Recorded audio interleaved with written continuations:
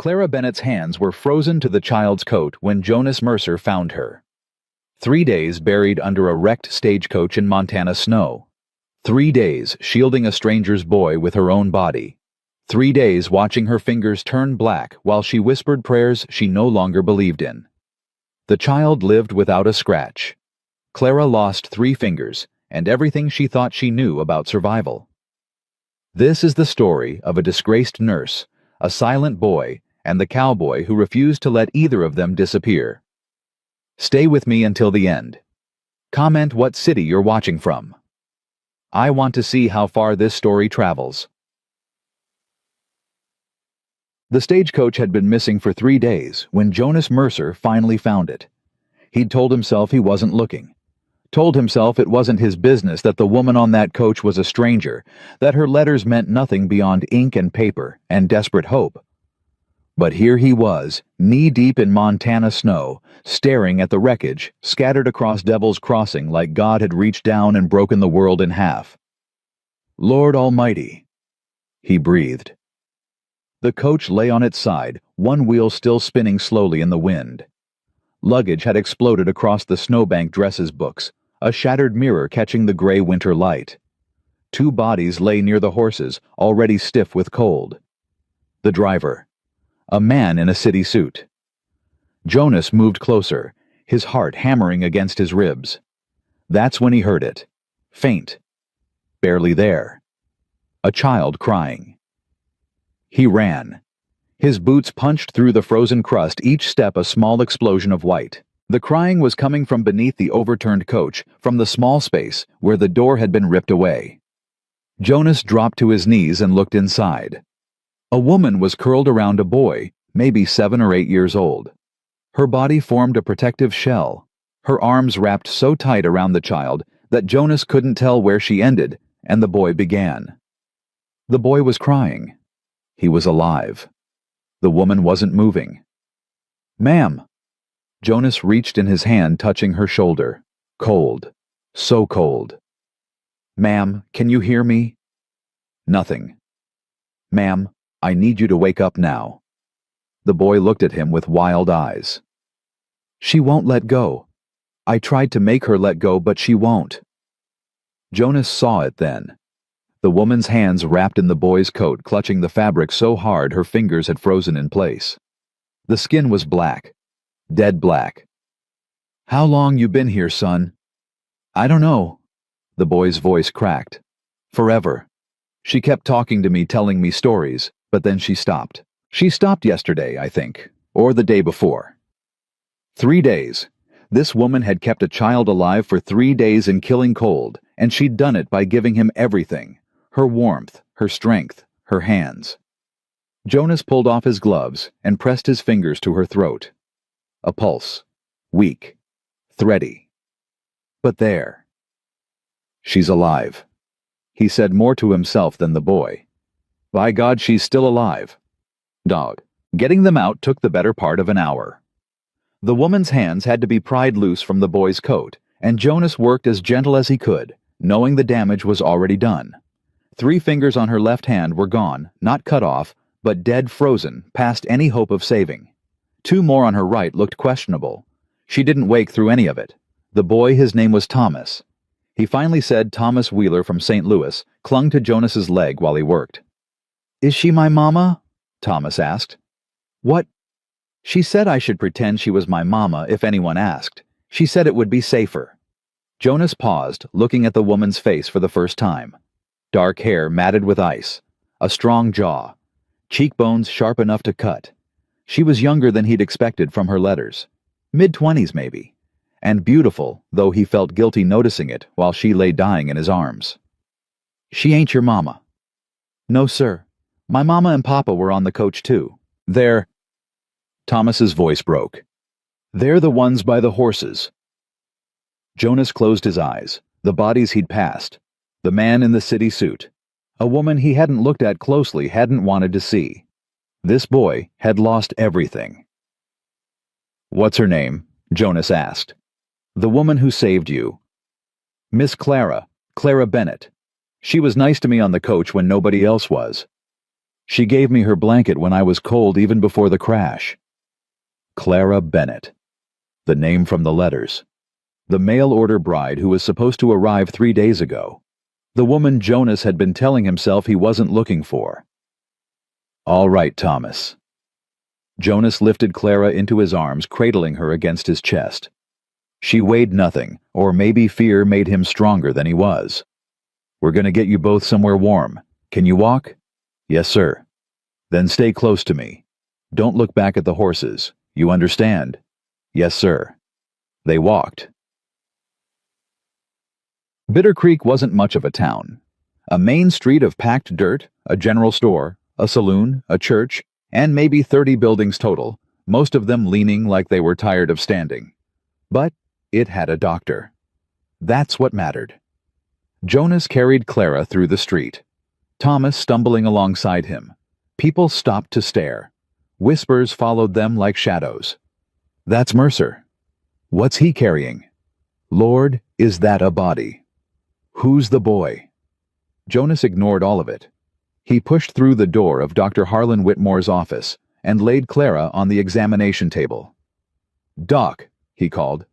Doc, I need you now. Harlan Whitmore emerged from the back room wiping his hands on a cloth. He was a tall man, silver-haired, with the kind of face that looked trustworthy until you spent enough time looking at it. Jonas Mercer. The doctor approached slowly, his eyes moving over Clara's unconscious form. What have you brought me? Found the stage from Devil's Crossing. This woman and the boy are the only survivors. She's got frostbite bad on her hands, maybe worse elsewhere. I need you to... Wait. Whitmore held up a hand. He was staring at Clara's face now, his expression shifting to something Jonas couldn't read. This woman. What's her name? Clara Bennett. She was on her way here to Clara Bennett. Whitmore said the name like it tasted bad. The nurse. You know her. I know of her. The doctor stepped back from the table, folding his arms across his chest. She's the one from Boston. The scandal. Jonas felt cold spread through his chest that had nothing to do with the weather. What scandal? She was dismissed from Massachusetts General Hospital, quite publicly from what I understand. Whitmore's lip curled. She treated a Negro patient when she was explicitly told not to, defied her superiors, caused an uproar that made the papers. So she helped someone who needed help. That's a scandal. It's a violation of professional conduct and common decency. Whitmore's voice was clipped. She was engaged to a doctor at that hospital, a good man from a good family. He broke it off after the incident. Her own family disowned her. He shook his head. This woman has destroyed everything she's ever touched. Jonas stared at him. She's dying, Doc. Then perhaps that's God's judgment. The words hung in the air. Thomas made a small sound of distress and pressed closer to Jonas's leg. You're refusing to treat her. I'm refusing to have that woman in my practice. Whitmore picked up the cloth he'd been holding and resumed wiping his hands as if the conversation were already over. She made her choices. Let her live with the consequences. She'll die without help. Then she'll die. Whitmore met Jonas's eyes, and there was nothing there. No compassion, no doubt, nothing human at all. Take her somewhere else, Mercer. She's not my concern. Jonas had never hit a man without provocation. He'd been raised better than that. But standing in that office, looking at Harlan Whitmore's smug, satisfied face, he came closer than he ever had before. Instead, he gathered Clara back into his arms. I won't forget this, he said quietly. I don't expect you to. Jonas turned and walked out, Thomas trailing behind him. Coed. The ride back to the ranch took 2 hours. Jonas had rigged a kind of sled behind his horse, padding it with blankets and furs. Clara lay motionless in it, and every few minutes Jonas would stop and check that she was still breathing. She always was. Barely. Thomas rode in front of Jonas wrapped in the rancher's coat. The boy hadn't spoken since they left town, and Jonas didn't push. Some things needed silence. The Mercer Ranch sat in a valley where Bitter Creek wound through like a silver ribbon. The house was solid, 2 stories built from timber Jonas had hauled himself, and smoke rose from the chimney. Someone was home. "Pa." The voice came from the porch. A boy, 8 years old, with dark hair and eyes that were too old for his face. Samuel. Jonas's son. Sam ran toward them, then stopped when he saw the sled. His mouth opened, but no words came out. They hadn't heard Sam speak in 4 years. Not since his mother died. "Sam." Jonas dismounted, keeping his voice calm. "I need you to run inside and tell Mrs. Holloway to prepare the spare bedroom. Clean sheets, hot water, fast as you can." Sam stared at Clara's unconscious form, his face unreadable. "Now, Sam." The boy turned and ran. Mrs. Holloway, the widow who cooked and cleaned for Jonas twice a week, met them at the door with questions in her eyes and blankets in her hands. "Don't ask," Jonas said, carrying Clara inside. "Just help me." They got Clara into the spare bedroom. Mrs. Holloway stripped off the frozen clothes while Jonas waited in the hall pacing. "Mr. Mercer." The widow's voice called him back 10 minutes later. Her face was grim. "You'd better come see this." Clara lay beneath quilts now, her dark hair spread across the pillow. Mrs. Holloway had done what she could. But the hands. God, the hands. The left hand was wrapped in cloth, but Jonas could see the shape of it. 3 fingers gone to the second knuckle. The stumps were black, dead, already starting to smell. "They'll need to come off," Mrs. Holloway said quietly. "If they don't, the rot will spread. Take the whole hand. Maybe the arm." "Doc Whitmore won't do it." "Then someone else will have to." Jonas looked at her. "You know how? I've butchered enough hogs to understand the principle." The widow's voice was steady, but her hands shook slightly. "But I ain't never cut on a person before. I could kill her easy as save her. If we do nothing, she dies for certain. I know it." They stood there, 2 people who had no business making this choice, trying to figure out how to save a woman neither of them knew. "There's a bone saw in the barn," Jonas said finally. "I'll boil it. And whiskey, lots of whiskey, for her and for me." Jonas almost smiled. Almost. The surgery, if you could call it that, took 45 minutes. Clara didn't wake, which was a mercy. Mrs. Holloway worked with grim determination, cutting away the dead flesh, while Jonas held Clara still and tried not to look at what was happening to her hands. 3 fingers. Gone. When it was over, Mrs. Holloway bandaged the wounds and washed the blood from her own hands without a word. She was pale as milk, but steady. "I've done what I can," she said. "If the fever takes her, there ain't nothing more to do. Thank you. Don't thank me yet. She might still die, and if she lives—" Mrs. Holloway looked at him hard. "She's gonna need more help than I can give. You understand what you've brought into this house, Mr. Mercer. A woman who needs help. A scandal, a disgrace. Every tongue in Bitter Creek is gonna wag about this." "Let them wag." Mrs. Holloway studied him for a long moment. Then she nodded, something like respect in her eyes. "I'll be back tomorrow to check on her. Keep her warm. Try to get water in her if she wakes." She paused at the door. "The boy, the one from the coach, he's in the kitchen with Sam. I gave them both soup. Thank you." After she left, Jonas sat beside Clara's bed and watched her breathe. She looked smaller somehow, diminished by fever and loss. But even unconscious, there was something in her face, a stubbornness, a refusal to quit that reminded him of the letters she'd written. "I'm not looking for adventure or romance," she'd written. "I'm looking for purpose. A place where I can be useful. A life I choose, rather than one that chooses me." He'd read that line a dozen times, wondering what she meant by it. Now he knew. She'd chosen to save a stranger's child. She'd chosen to give everything she had down to her own fingers to keep that boy alive. That wasn't scandal. That was courage. "You fight," Jonas murmured, not sure if she could hear him. "You hear me, Clara Bennett? You fought 3 days in that snow. You don't get to quit now." She didn't answer, but her breathing steadied, and that was enough. The fever came that night. Jonas didn't sleep. He sat by Clara's bed with cool cloths and prayer wiping the sweat from her face when it appeared, talking to her when the silence got too heavy. He told her about the ranch, about the cattle. He ran the fences that always needed mending the winter that came harder every year. He told her about his wife Margaret, who died 4 years ago when scarlet fever swept through the valley. How she'd fought it for 3 weeks before she finally let go. He told her about Sam.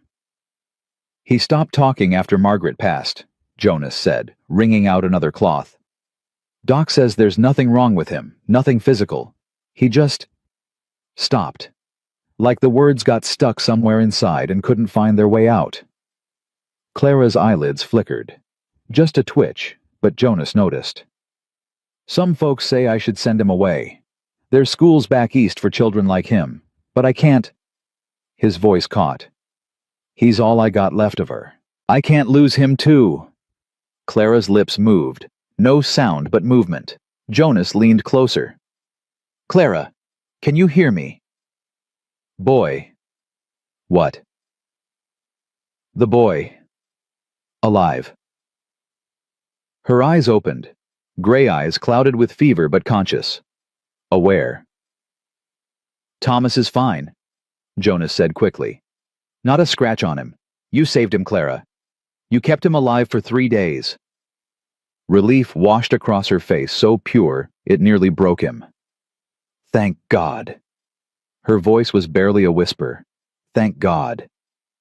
You need to rest now. The fever. My hands. She tried to lift them, couldn't. I can't feel my hands. Jonas didn't know what to say, so he told her the truth. You lost 3 fingers. Frostbite took them. Mrs. Holloway had to cut them off before the rot spread. Clara was quiet for a long moment. Then, the boy lived. Yes. Then it was worth it. She closed her eyes, and for a terrible second Jonas thought she was gone. But her chest rose, rose again, still breathing, still fighting. Not to come. Morning came gray and cold, the kind of morning that pressed against the windows and promised more snow. Jonas had dozed in the chair beside Clara's bed, waking whenever her breathing changed. She'd slept through the worst of the night, the fever breaking sometime around dawn. When he went to check on the boys, he found them in the kitchen. Thomas sat at the table, wrapped in one of Sam's old coats, staring at nothing. Sam sat across from him, equally silent, but there was something in the way he watched Thomas, a recognition maybe. One wounded child seeing another. You boys hungry? Jonas asked. Thomas shook his head. Sam didn't respond at all. All right. Thomas, I need to send word to your family. Is there someone I should contact? Relatives. My grandma. Thomas's voice was hollow. In Chicago. She didn't want us to go west. She said it was dangerous. Jonas winced. I'll send a telegram today. She'll come for you. What about Miss Clara? What about her? Is she going to die too? Jonas crouched down so he was eye level with the boy. Thomas was thin pale, with the kind of haunted look that came from seeing too much, too young. I don't know, Jonas said honestly. She's strong. She fought hard to keep you alive. But she's hurt real bad. She kept talking to me. Thomas's eyes filled with tears. Even when I could tell, it hurt her to talk. She told me stories about the war, about the soldiers she helped. She said if she could keep them alive in that hospital, she could keep me alive in the snow. Jonas felt something shift in his chest. She was in the war. She was a nurse. She said she held a man's hand while a doctor cut off his leg, and the man didn't even scream because she was singing to him. Thomas wiped his nose with his sleeve. She sang to me, too. When it got really cold, she sang hymns. A Civil War nurse. A woman who'd held dying men together with nothing but her hands and her voice. A woman who'd been thrown away by her hospital, her family, her fiancé, and who'd still use those same hands to save a child she'd never met. She's gonna live, Jonas said, and he believed it. Women like that don't quit. The first real words Clara said came 3 days later. She'd been drifting in and out taking water when Jonas offered it, sleeping more than she was awake. But on the third morning, he walked in to find her sitting up, examining the bandages on her hands with a clinical detachment that spoke of training. "You did a clean job," she said without looking up. Whoever handled the amputation knew what they were doing. "Mrs. Holloway, she's a widow who helps around the house. She said she learned from butchering hogs." Clara laughed a short, surprised sound. "That explains the technique. It's crude but effective." She finally looked at him. "You're Jonas Mercer." "Yes, ma'am." "I have your letters in my trunk, assuming the trunk survived." "It did. It's in the front room." She was quiet for a moment, studying him with those gray eyes. "You're not what I expected." "Neither are you." "What did you expect?" Jonas considered the question. "Someone smaller, I guess. Your letters made you sound—" He struggled for the word. "Careful. Like you were always thinking 3 steps ahead." "I am, usually." She looked at her bandaged hands again. "Being careful didn't help much in that stagecoach." "Being brave did. Thomas told me what you did. How you covered him kept him warm." "Thomas." Her face softened. "Is he—" "He's fine. Scared, grieving his parents, but fine. I sent word to his grandmother in Chicago. She'll come for him as soon as the road's clear." Clara nodded slowly. "Good. That's good. There's something you should know." Jonas pulled the chair closer to her bed and sat down. "I took you to the town doctor when I found you. Man named Harlan Whitmore." Her expression didn't change, but something behind her eyes went still. "Let me guess. He refused to treat me. Said he knew about what happened in Boston. Called it a scandal." "It was a scandal." Her voice was flat.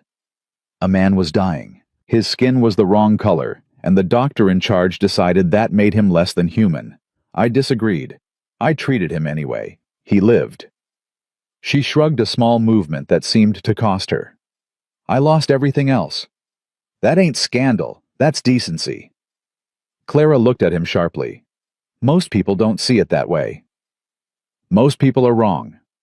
Something flickered across her face. Surprise maybe, or something softer. But she shut it down quick. "Mr. Mercer, I appreciate what you've done for me. Truly. But you should know that keeping me here is going to cause you trouble. Dr. Whitmore has influence in this town. He won't like that you've taken me in. I don't much care what Harlan Whitmore likes. You might care when he turns the whole town against you." Jonas leaned forward. "Miss Bennett, let me tell you something about myself. 4 years ago, my wife died. Scarlet fever took her in 3 weeks. The whole time she was sick, I begged Doc Whitmore to do something, anything. You know what he told me?" Clara shook her head. "He told me that if God wanted her to live, she'd live, and that I should stop bothering him and let nature take its course." Jonas's voice was steady, but his hands had curled into fists. "She died 3 days later, in my arms, asking me to take care of our son. I'm sorry. I ain't telling you for sympathy. I'm telling you because Harlan Whitmore could stand on the church steps and call me the devil himself, and I wouldn't lose a wink of sleep over it. That man left my wife to die. His opinion means less than nothing to me." Clara was quiet for a long time.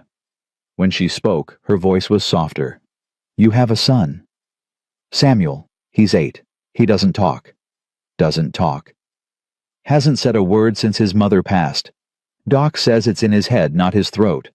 But 4 years is a long time to be silent." "It is." Clara's gray eyes held something new, now understanding maybe.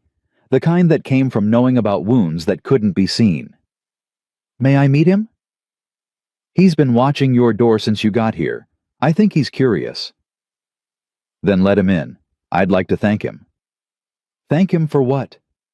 Clara smiled, small but real. "For being brave enough to be curious about a stranger." Sam came to her door that afternoon. Jonas watched from the hallway as his son approached Clara's bed with the careful movements of a deer scenting danger. Sam was carrying something in his hands, a piece of paper folded into a small square. Clara accepted it with her bandaged hands, awkward but determined. "May I open it?" Sam nodded. Inside the paper was a drawing. A woman with dark hair lying in snow with a smaller figure curled against her. Above them, a large shape that might have been a broken stagecoach, and in the corner, a man on a horse coming toward them. Clara stared at it for a long moment. "You drew this?" Sam nodded again. "It's beautiful." Her voice had gone thick. "You saw this in your mind." Another nod. "Sam." She looked at him directly the way Jonas had seen her look at Thomas, with full attention, like he was the only person in the world. "I want to tell you something. Can I do that?" Sam hesitated, then nodded. "When I was in that stagecoach keeping Thomas warm, I thought about giving up. Many times. It would have been easier to sleep, to let the cold take me. Do you know what kept me going?" Sam shook his head. "I thought about the people who were waiting for me. Your father, who'd written me such thoughtful letters, and a boy he mentioned who sounded like he needed someone to understand him." Clara's voice was gentle, but certain. "I kept going because I thought maybe when I got here I could help. I could be useful to someone." Sam's eyes were fixed on her face. "I don't know if I can be useful now." She lifted her bandaged hands slightly. "I don't know what I can do with these. But I'm going to try. Because that's what you do when people are counting on you. You keep going." For a long moment, nothing happened. Then Sam stepped forward and placed his hand, small, warm, alive, on top of Clara's bandaged one. He didn't speak. But the gesture said everything. Jonas, watching from the doorway, felt his eyes burn. Maybe this was how healing started. Not with doctors or medicine, but with two wounded souls recognizing each other. Maybe bringing Clara Bennett home was the best decision he'd ever made. Or maybe it was the beginning of something none of them were prepared for. The snow continued to fall, burying Bitter Creek under a white silence. But inside the Mercer Ranch, something was shifting. Something that felt almost like hope. The first week passed in fever and sleep and small victories. Clara learned to hold a cup with 7 fingers instead of 10. She learned to button her dress with hands that shook and ached and refused to cooperate. She learned that pride was a luxury she could no longer afford. Mrs. Holloway came every day to change her bandages, and every day Clara studied what lay beneath them with the same clinical detachment she'd once used in the hospital wards. "You're healing clean," Mrs. Holloway said on the 7th morning. "Better than I expected." "You did good work." "I did desperate work." The widow's hands were gentle, despite her gruff tone. "There's a difference.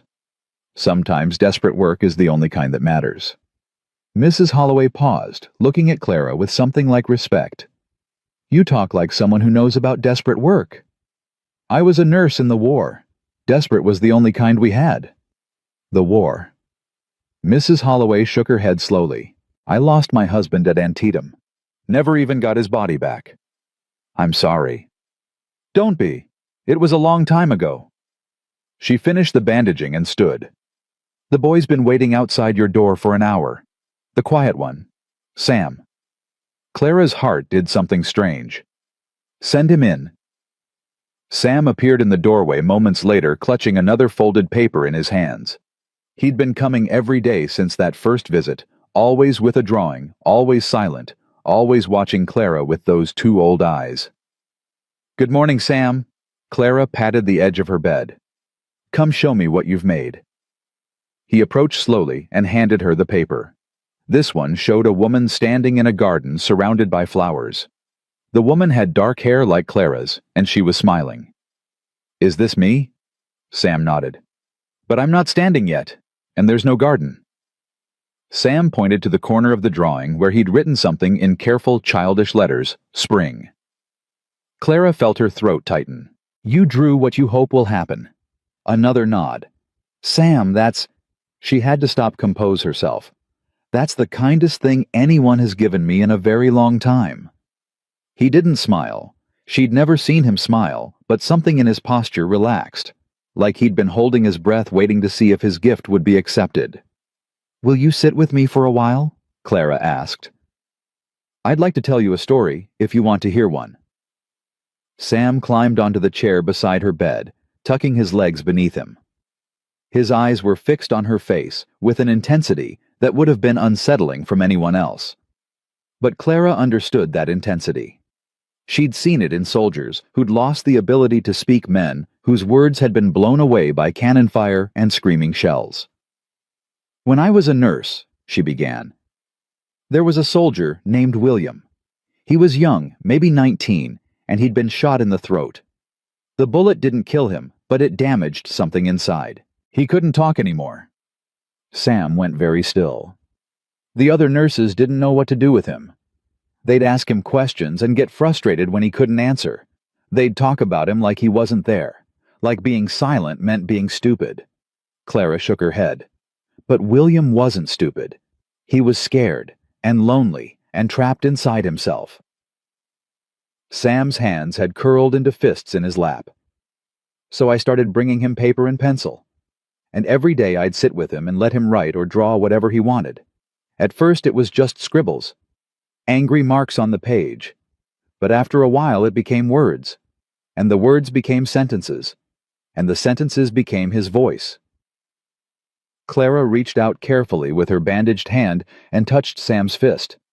He never spoke again, not out loud, but he found a way to be heard, and that's what matters, Sam. Not the sound of your voice, but whether someone is listening.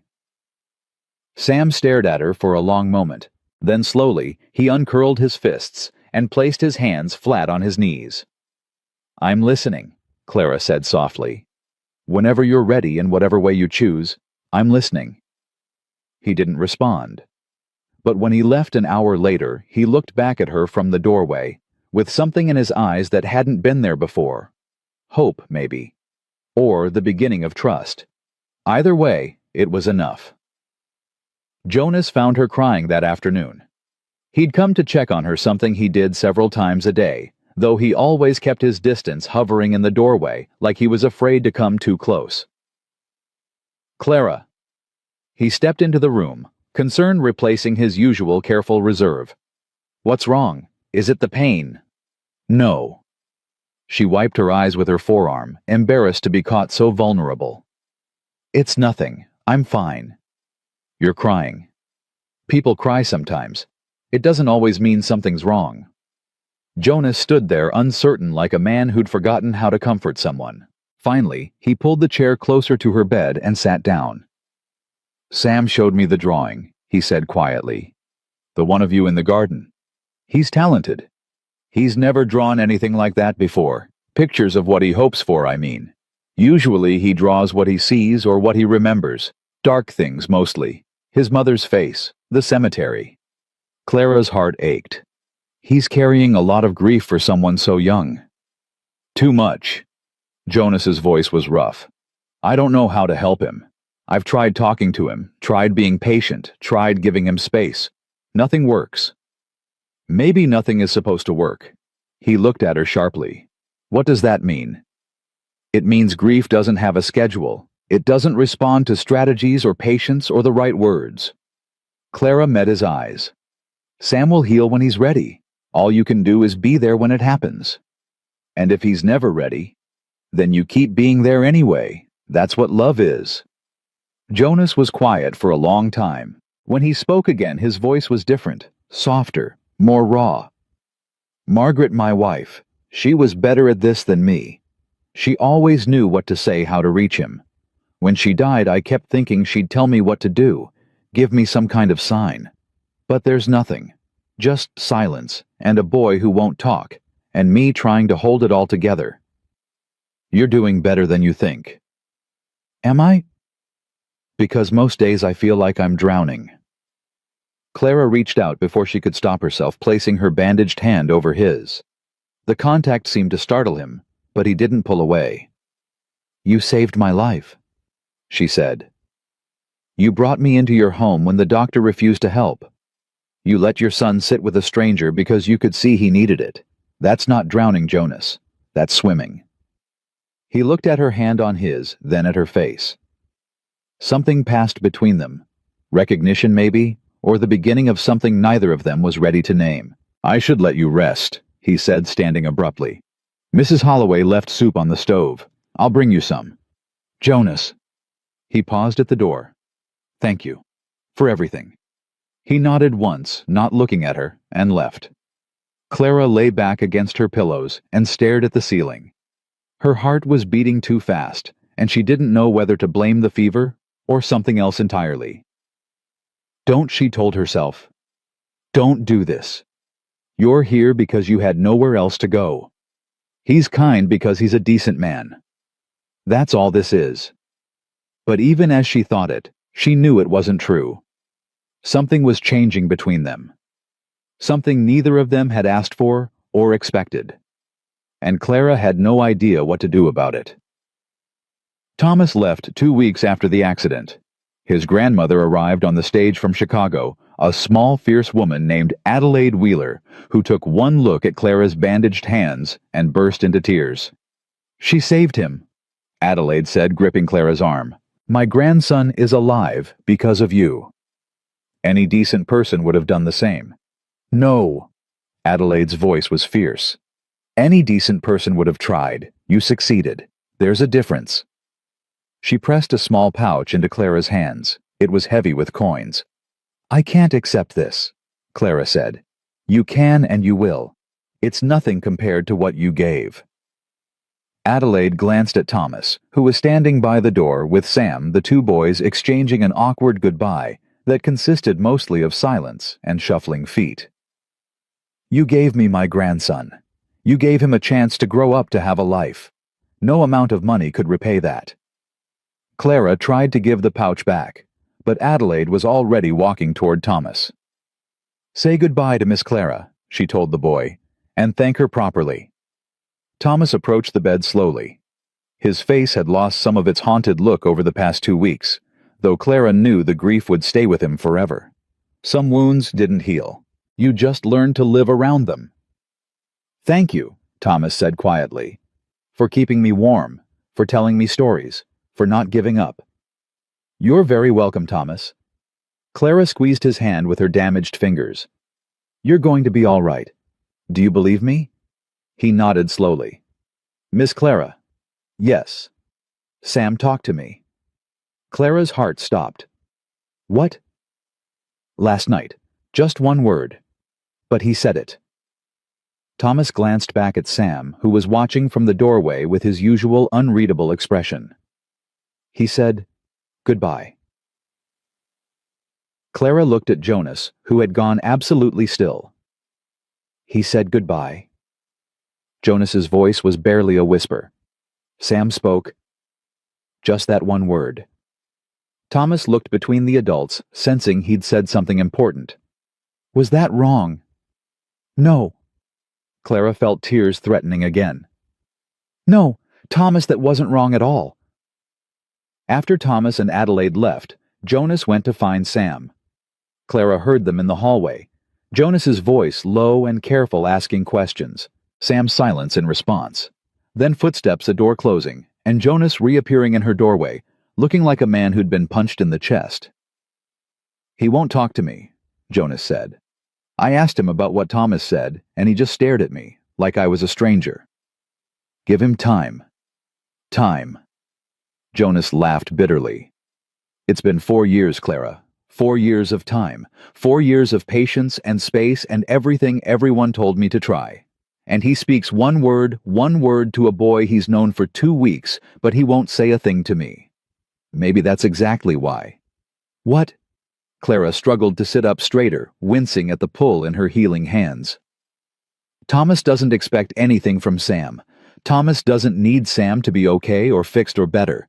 Thomas is just another wounded child who understands what it means to hurt." Jonas stared at her. "You love Sam so much that your hope is a weight on him," Clara continued gently. "Every time you look at him, he sees how much you want him to speak. How much it hurts you that he doesn't. And that pressure, even though it comes from love, makes it harder for him to break through. So I should stop caring. Stop hoping. No. You should keep caring and keep hoping, but stop showing him that his silence is breaking your heart. Let him be silent without feeling like he's failing you." Jonas sank into the chair beside her bed, his head in his hands.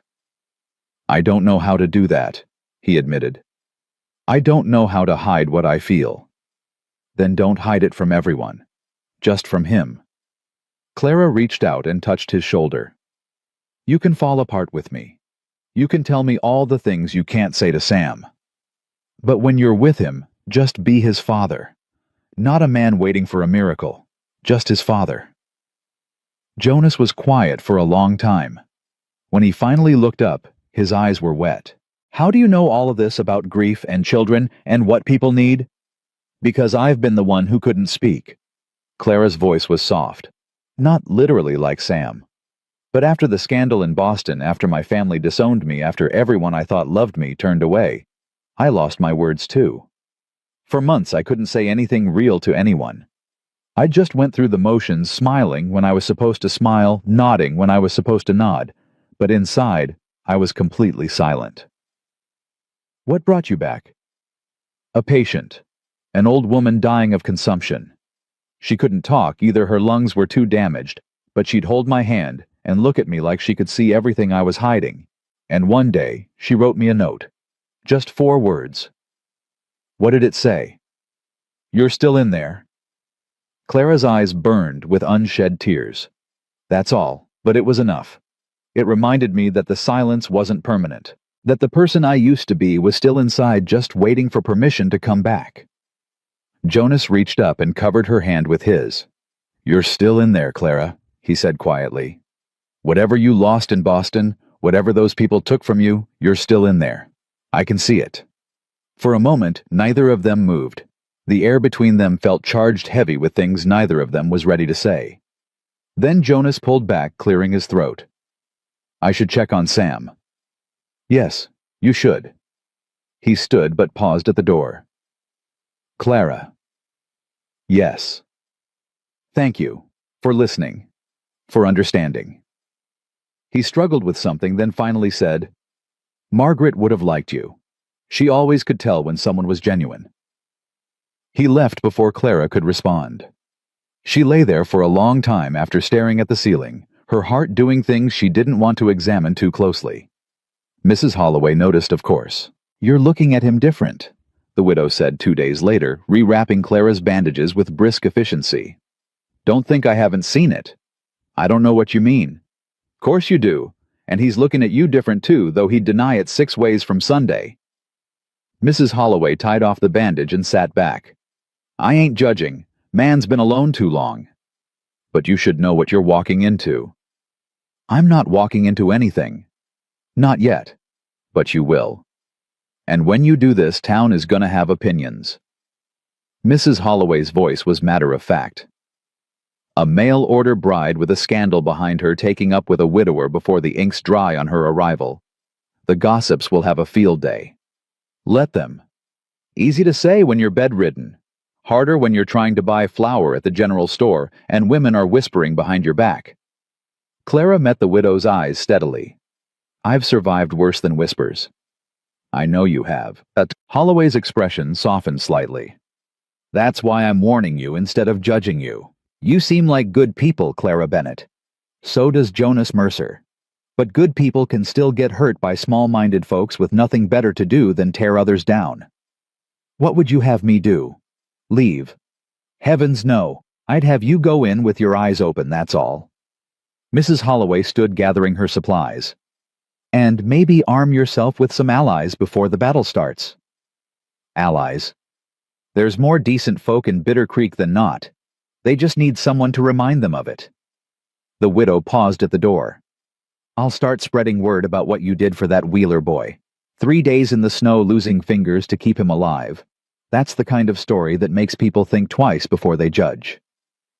You don't have to do that. I know I don't. Mrs. Holloway smiled, the first real smile Clara had seen from her. But I'm going to anyway. Consider it payment for making Jonas Mercer look alive again. I was starting to think that man had given up entirely. After she left, Clara thought about what she'd said. Jonas looking alive again. Was that true? Clara tried to remember what he'd looked like that first day when he'd carried her into town and been turned away by Dr. Whitmore. She'd been barely conscious, more dead than alive, but she remembered his face, the set of his jaw, the weariness in his eyes. He didn't look that way anymore, and neither she realized did she. Sam started bringing her more than drawings. He brought books from his father's small library, adventure stories, histories, a worn volume of Shakespeare that had clearly belonged to his mother. He brought wildflowers he'd found pushing through the snow near the creek. He brought smooth stones and interesting sticks, and once memorably, a very confused frog that he'd apparently rescued from the ice. He never spoke, but his gifts spoke for him, each one a sentence in a language Clara was learning to read. The book said, "I want to share things with you." The flowers said, "I notice what's beautiful." The frog said, "I thought this would make you smile." It did make her smile. Everything he brought made her smile, and slowly something that had been frozen inside Clara began to thaw. "He's different with you," Jonas said one evening, watching from the doorway as Sam arranged his latest offering, a collection of bird feathers, on Clara's bedside table. "More open. He's different with everyone lately. Haven't you noticed?" Jonas frowned. "What do you mean?"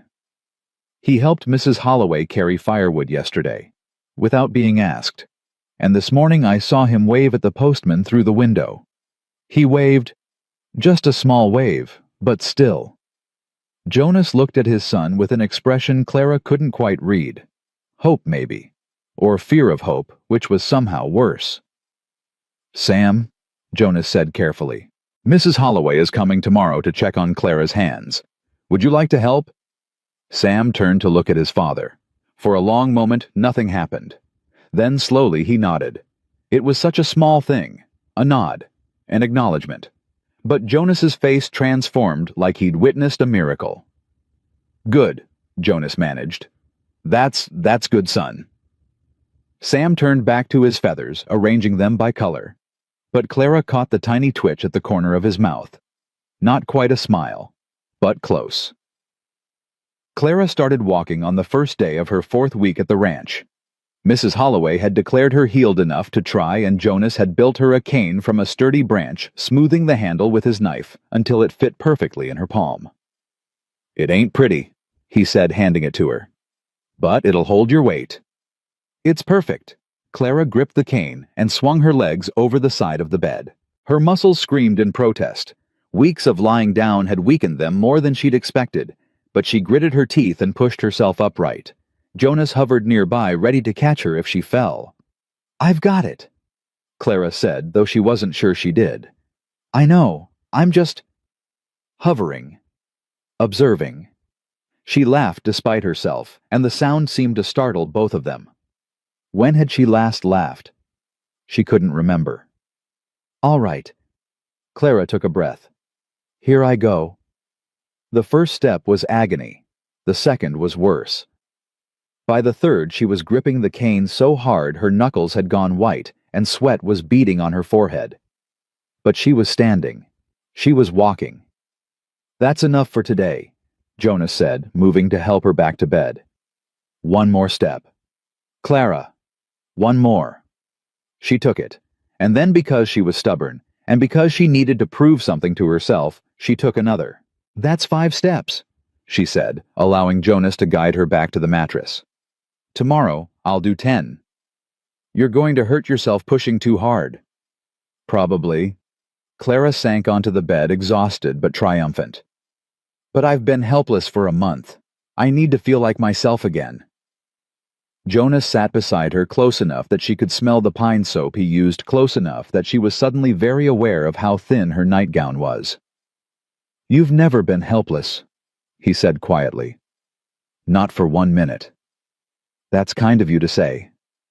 "It's not kind. It's true." He turned to face her. "You saved Thomas with your body when you couldn't save him with your hands. You reached Sam with your words when I couldn't reach him at all. You've been helping Mrs. Holloway organize the medical supplies she didn't even know were disorganized. Helpless people don't do those things, Clara." "I want to do more." "Why?" The question caught her off guard. "What do you mean, why?" "Because I need to earn my keep. Because I can't just lie in this bed forever, taking up space and resources and—" "Clara." His hand covered hers, stopping the flood of words. "You don't have to earn anything. You're welcome here because I want you here. Sam wants you here, not because of what you can do for us." She stared at him, tears suddenly burning her eyes. No one has ever... She stopped, unable to finish. No one has ever what? Wanted me just for being me. The words came out broken. My whole life I've had to be useful, be the good daughter, be the skilled nurse, be the proper fiancée. And the moment I stopped being useful to them, the moment I did something they didn't approve of, they threw me away.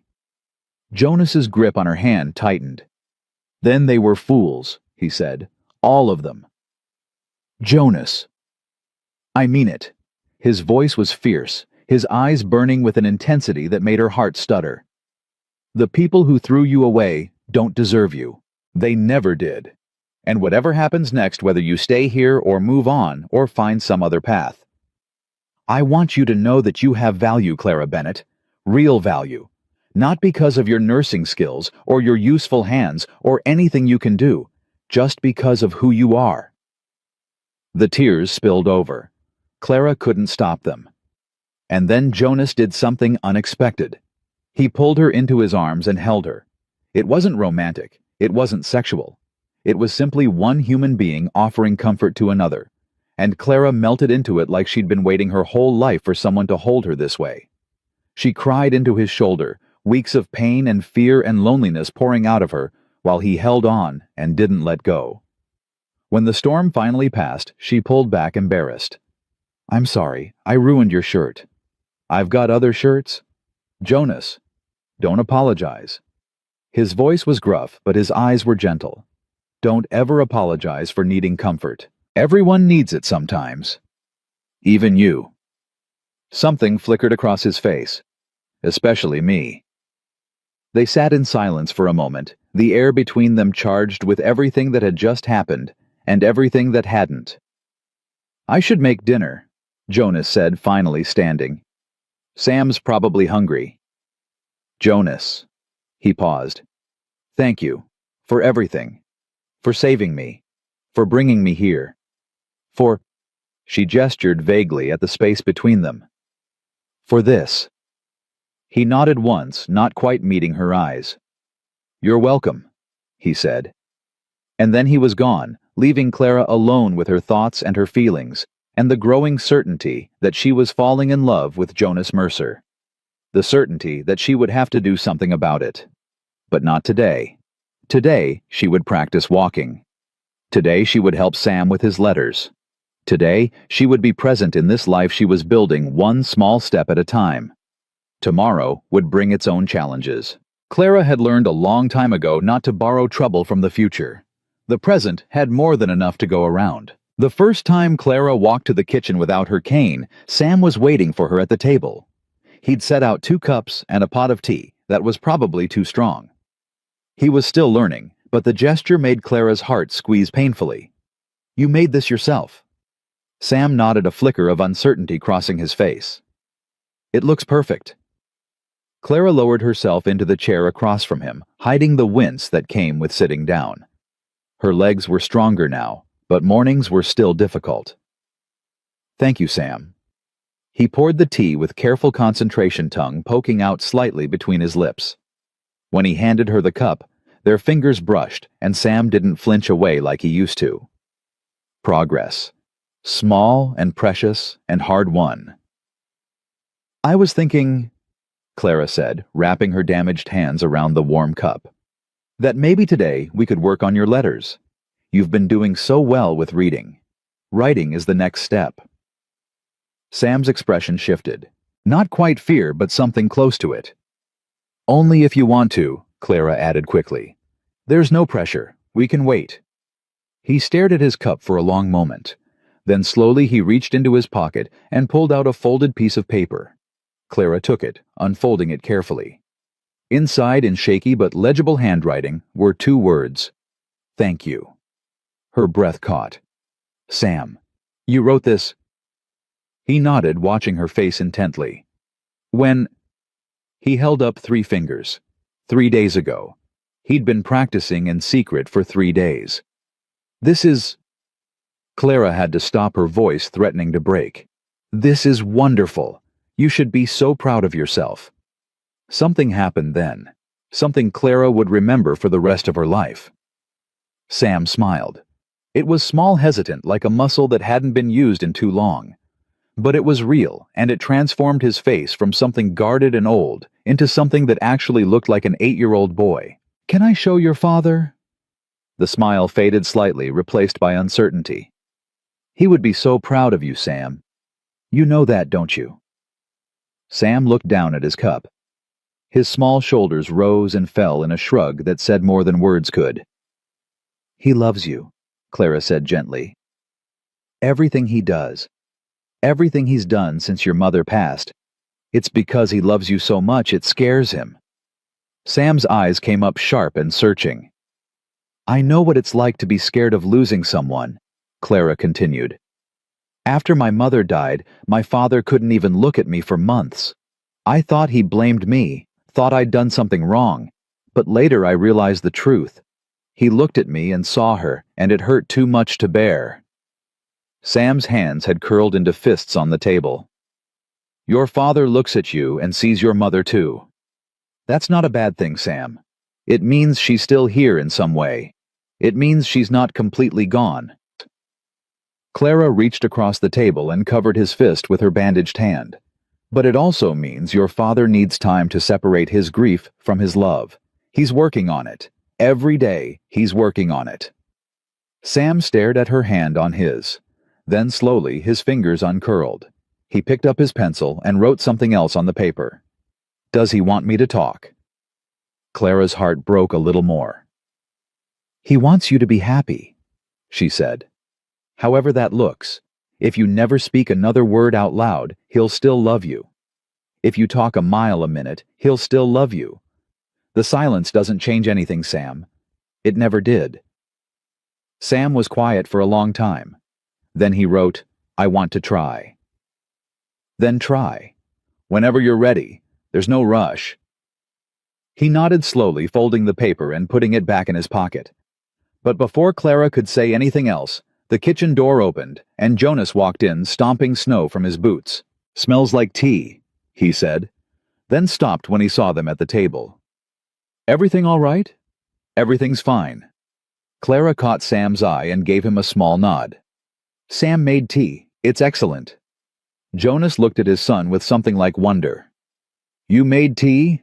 Sam nodded. "That's—" Jonas cleared his throat. "That's real thoughtful of you, son." For a moment nobody moved. Then Sam got up, walked over to his father, and did something Clara had never seen him do. He hugged him. Jonas froze, arms hovering uncertainly, like he was afraid the moment would shatter if he moved wrong. Then slowly, carefully, he wrapped his arms around his son and held on. "Hey there," Jonas whispered into Sam's hair. "Hey, I've got you." Clara looked away, giving them privacy, but she could hear Jonas's breathing go ragged, could hear the small sounds of a father trying not to cry. When she looked back, Sam had pulled away and was staring at the floor, but Jonas was looking at her. "Thank you," he mouthed. She shook her head slightly. "You did this, not me." But they both knew that wasn't entirely true. Something had shifted in this kitchen. Something important. And Clara had been part of making it happen. The trouble came 2 days later. Clara had been feeling strong enough that Mrs. Holloway suggested a trip to town. "You need to show your face," the widow said bluntly. "People are talking, and the longer you hide out here, the worse the talk gets."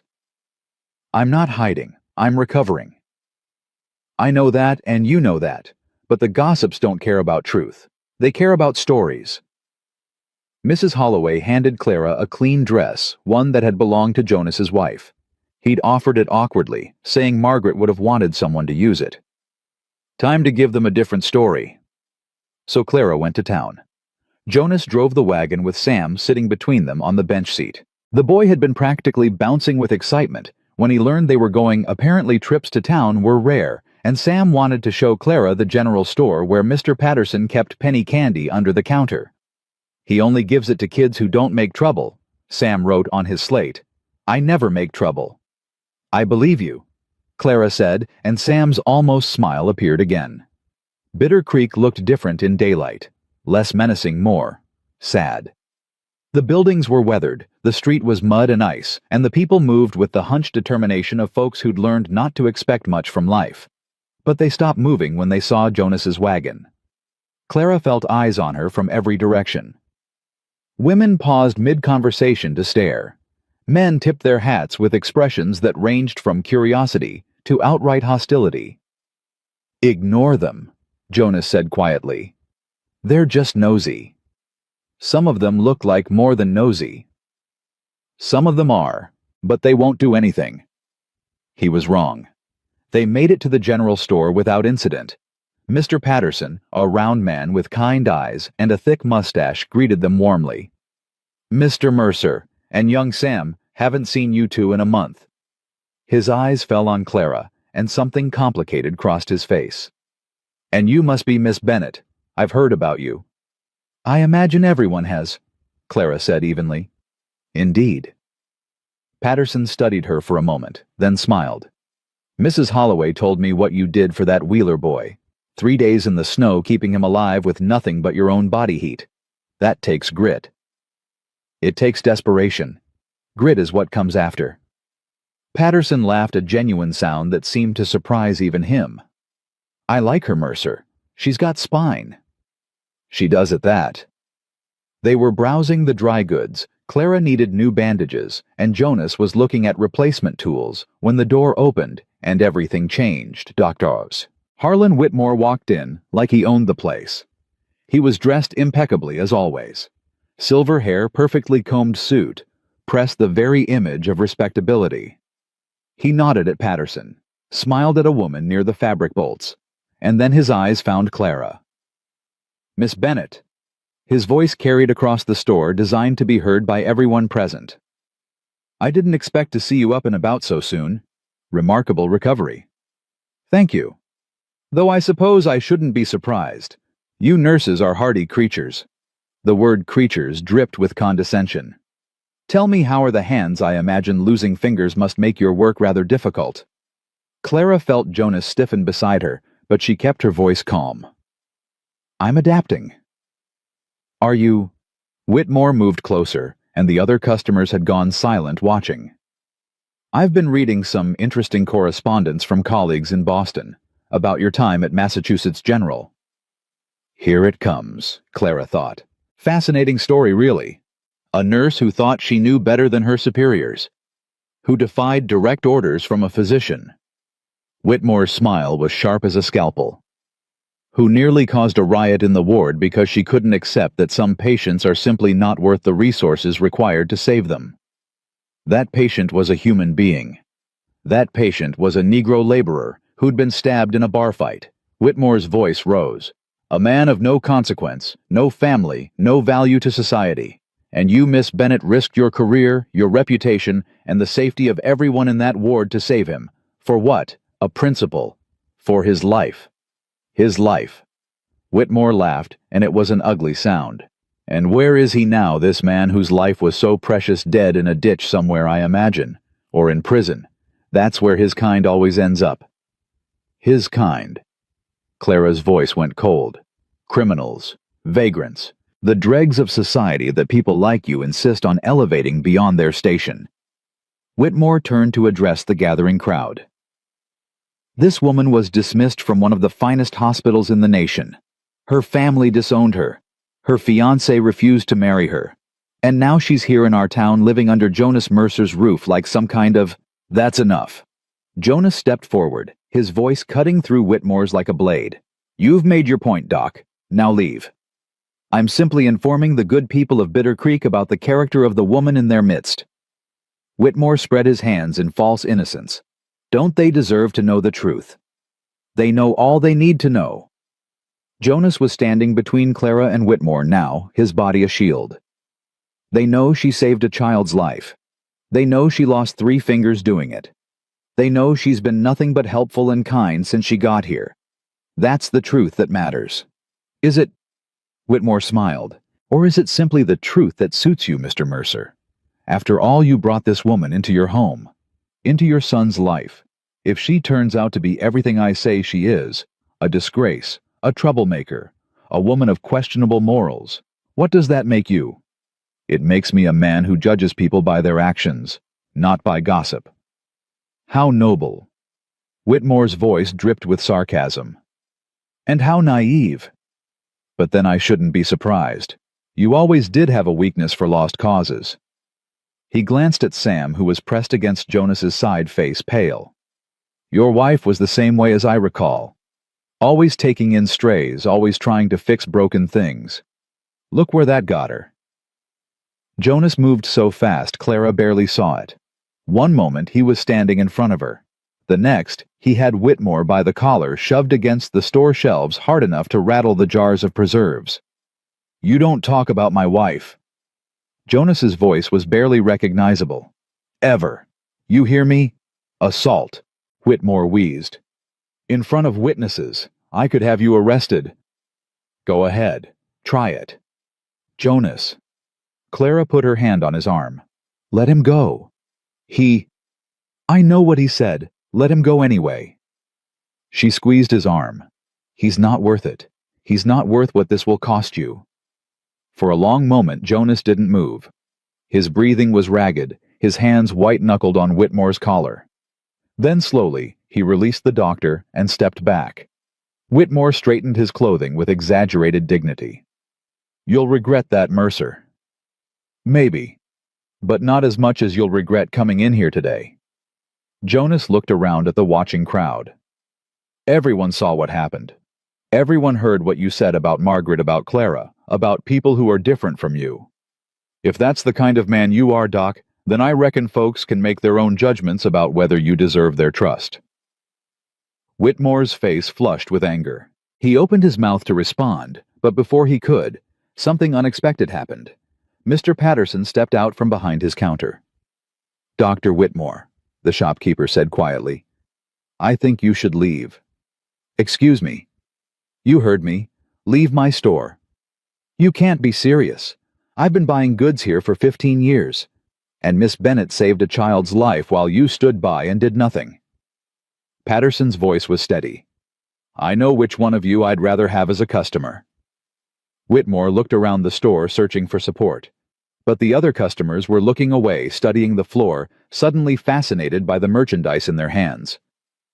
"You'll all regret this," Whitmore said. "Every single one of you." He stormed out, slamming the door hard enough to rattle the windows. In the silence that followed, Clara realized she was shaking. "Miss Bennett." A woman approached, middle-aged, with a kind face and work-worn hands. "I'm Martha Wells. My husband runs the blacksmith shop."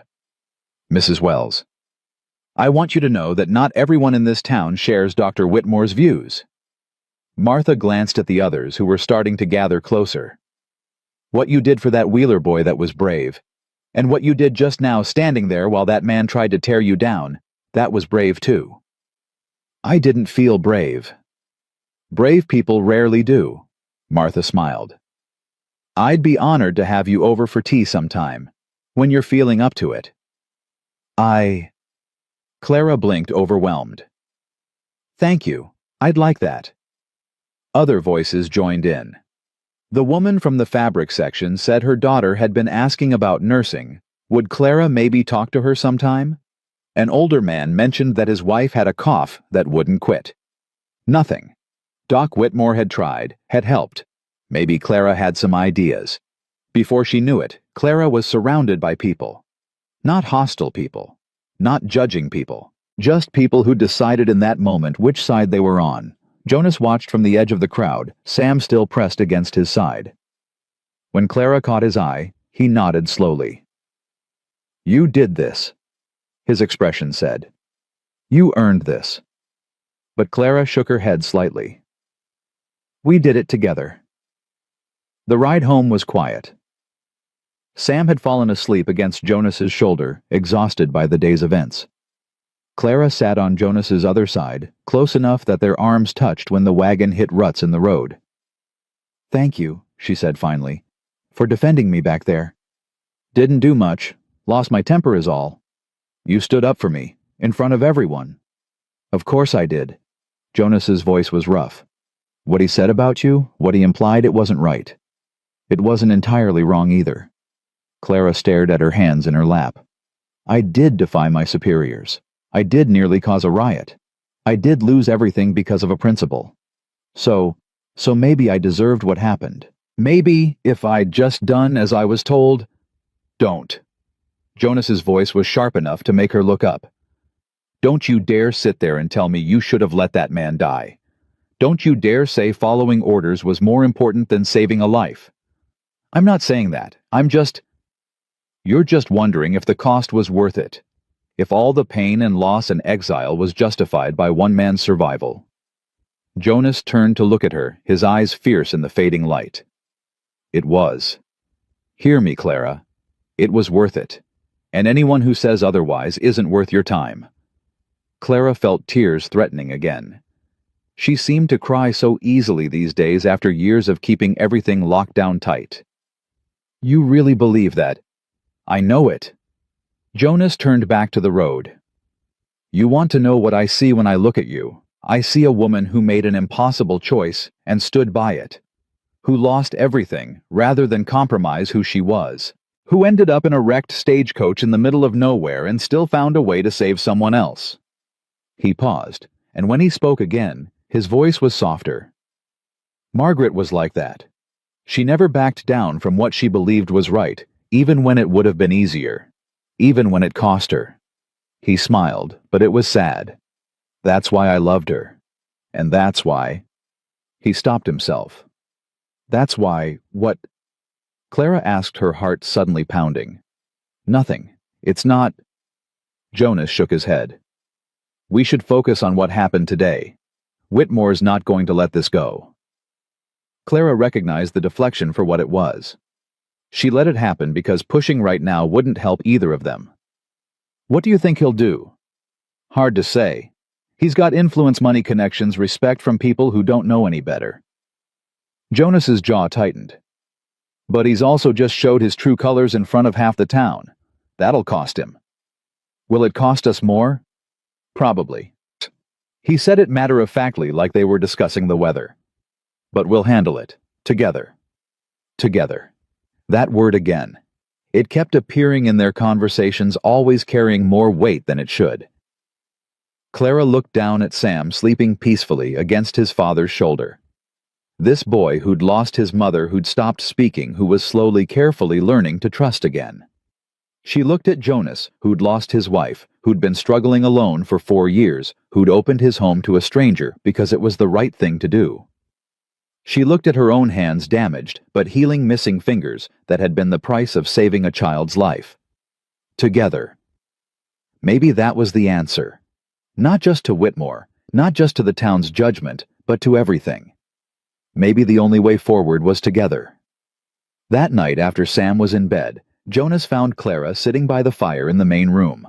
He didn't say anything at first, just poured 2 glasses of whiskey and handed one to her before settling into the chair across from hers. You should be resting, he said finally. So should you. Can't sleep. Too much in my head. Me too. They sat in comfortable silence, the fire crackling between them. Clara found herself studying Jonas's face in the firelight. The strong jaw, the tired eyes, the silver starting to thread through his dark hair. Can I ask you something? She said. Depends on what it is.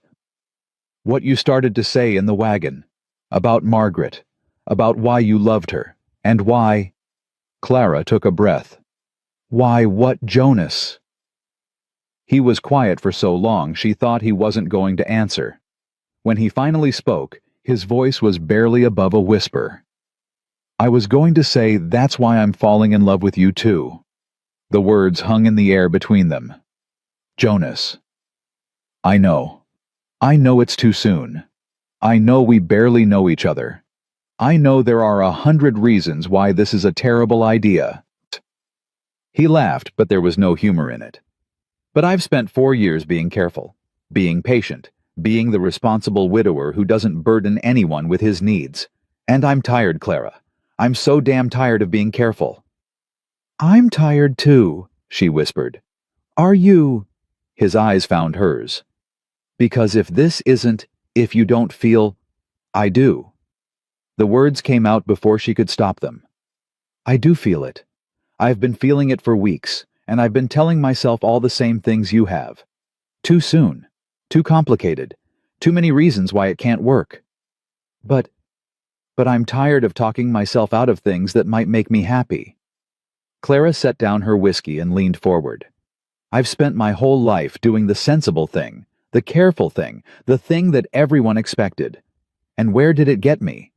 Alone and disgraced and bleeding in a snowbank. Clara, let me finish. She took a shaky breath. You saved my life, Jonas. Not just literally, although that too. You gave me a home when I had nowhere to go. You gave me a purpose with Sam. You gave me a reason to keep fighting when I was ready to give up. Her voice cracked. And somewhere in all of that, you gave me my heart back. Jonas stood so abruptly that Clara flinched. But he wasn't leaving. He was crossing the space between them, kneeling in front of her chair, taking her damaged hands in his. I'm not good at this, he said roughly. Words, feelings, any of it. Margaret used to say I was as subtle as a brick through a window. Clara laughed despite herself. That sounds about right.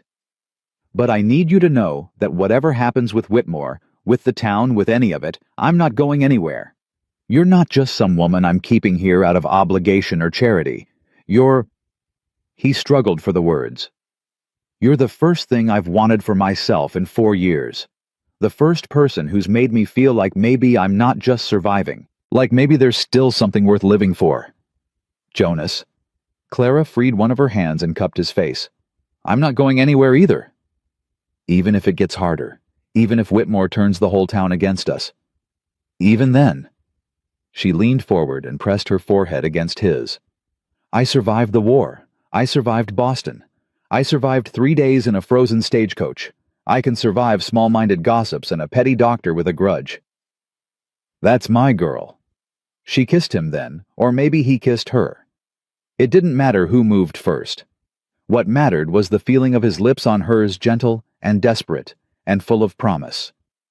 When they finally pulled apart, they were both breathing hard. We should, Jonas's voice was rough.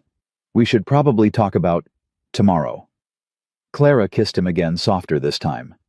We'll figure everything out tomorrow. For tonight, can we just... Yeah. He understood without her having to finish. We can just... He pulled her close, and she rested her head against his chest, listening to the steady beat of his heart. The fire crackled. The wind howled outside. Somewhere in the house, Sam slept peacefully. And for the first time since the accident, Clara felt like she was exactly where she was supposed to be. Whatever came next, they would face it together. The week that followed was the strangest of Clara's life. Strange because nothing happened. No retaliation from Whitmore. No angry mobs at the door. No whispered threats or midnight violence. Just silence. That worries me more than anything, Mrs. Holloway said when she came to change Clara's bandages. Harlan Whitmore ain't the type to let things go. If he's quiet, it means he's planning. Planning what? That's what worries me. The widow tied off the bandage with her usual efficiency. Your hands are healing nicely, by the way.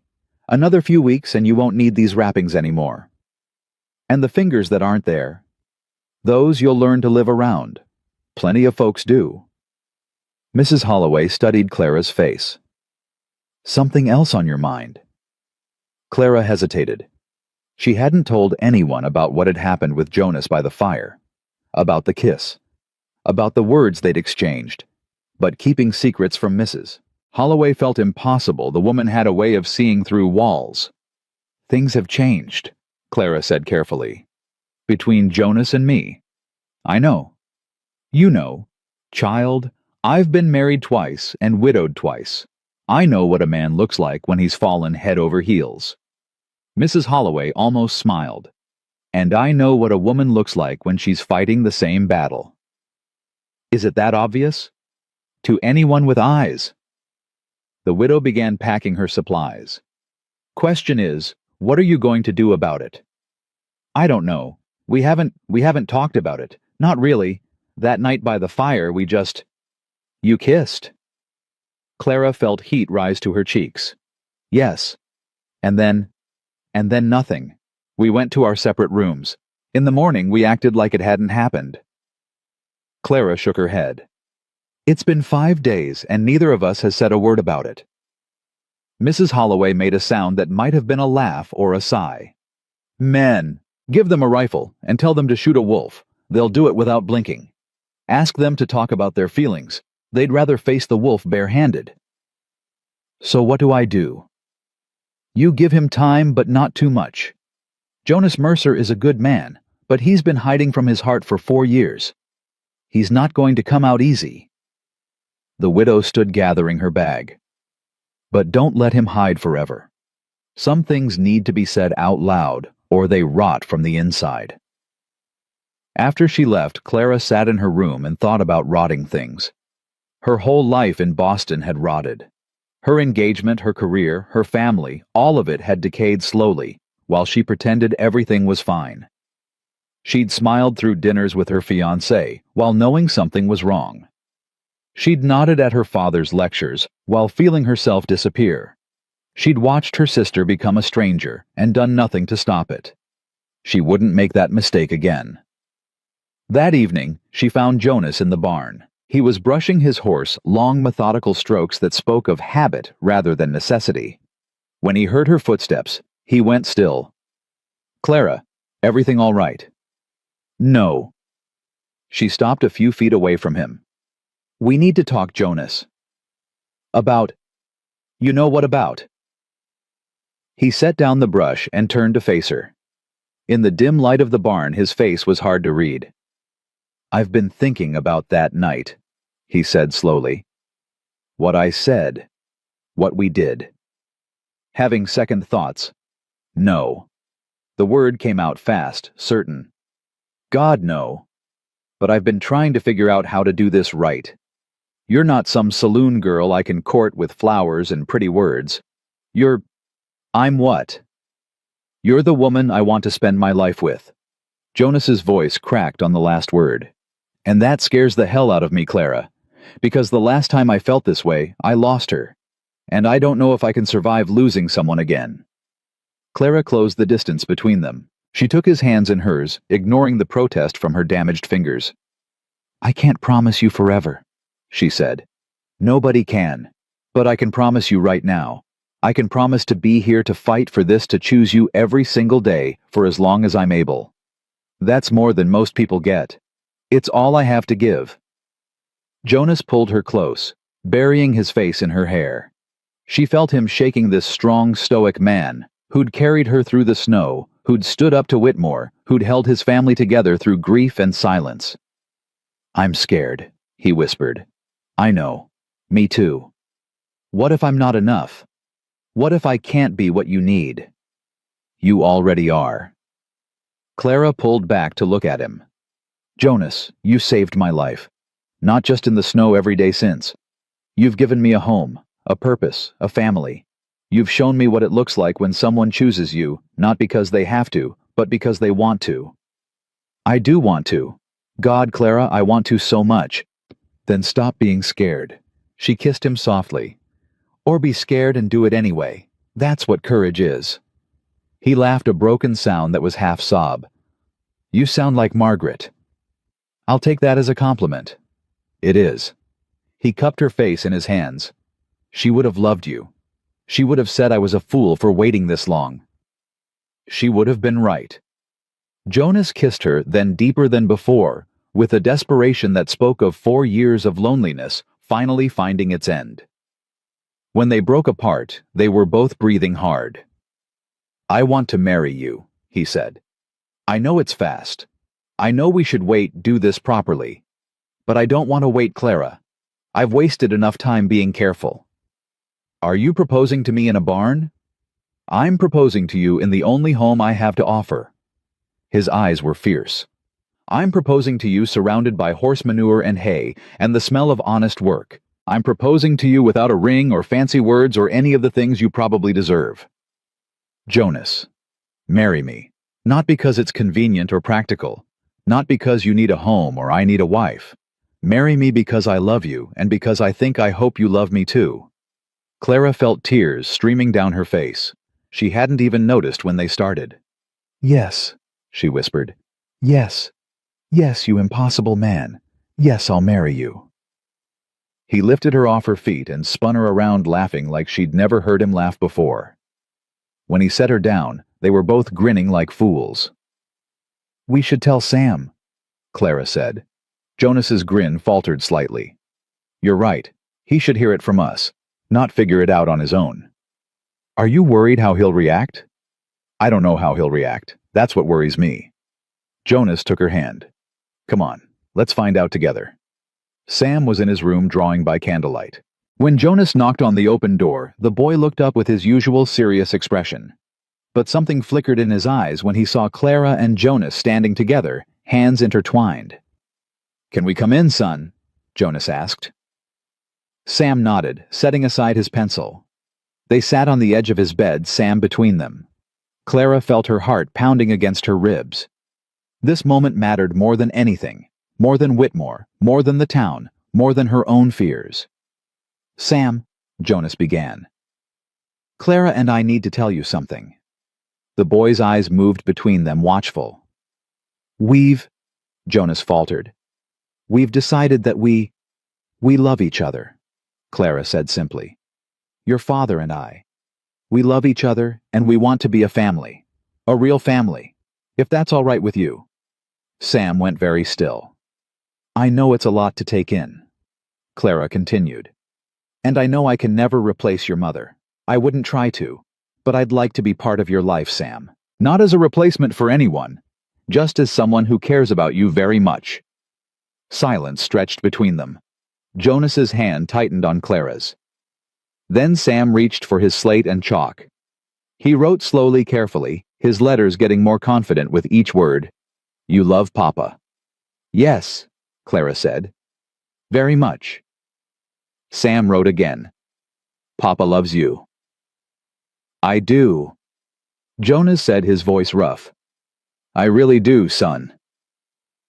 Sam stared at what he'd written for a long moment. Then he wiped the slate clean and wrote something else. "Mama would be happy." Jonas made a sound like he'd been punched. Clara felt tears threatening again. "You think so?" Jonas whispered. Sam nodded firmly. Then he set down the slate and did something that made both adults freeze. He opened his mouth.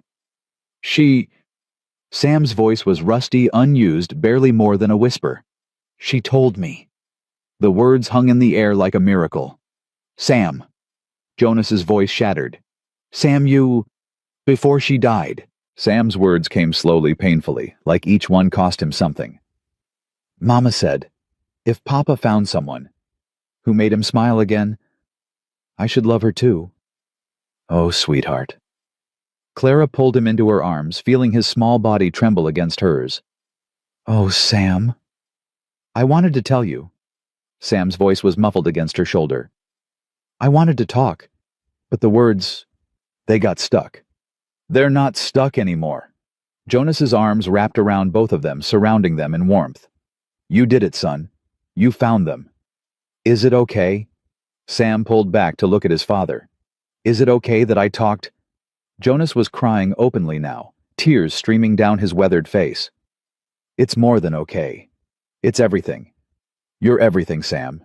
You always have been." They stayed like that for a long time.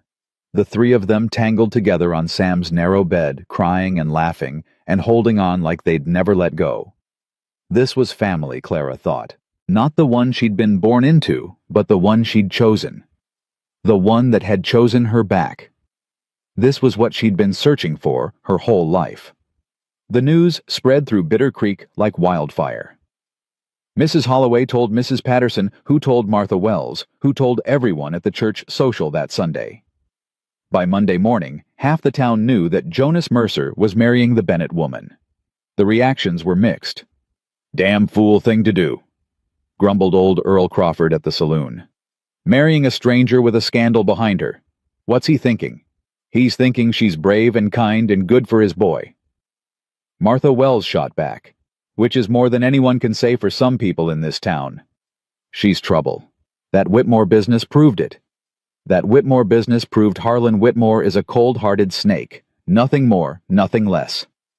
The arguments continued, each side gathering supporters. But Clara noticed something surprising: the scales were tipping in her favor. More people smiled at her on the street than frowned. More women stopped to chat than turned away. "You're winning," Mrs. Holloway said with satisfaction. "I told you folks here have good hearts. They just need permission to show it." "It doesn't feel like winning. It feels like waiting for the other shoe to drop." "That's because you're smart." The widow's expression sobered. "Whitmore hasn't made a move yet, and that worries me. The man's got pride like a festering wound. He won't let this stand." The other shoe dropped 3 days later.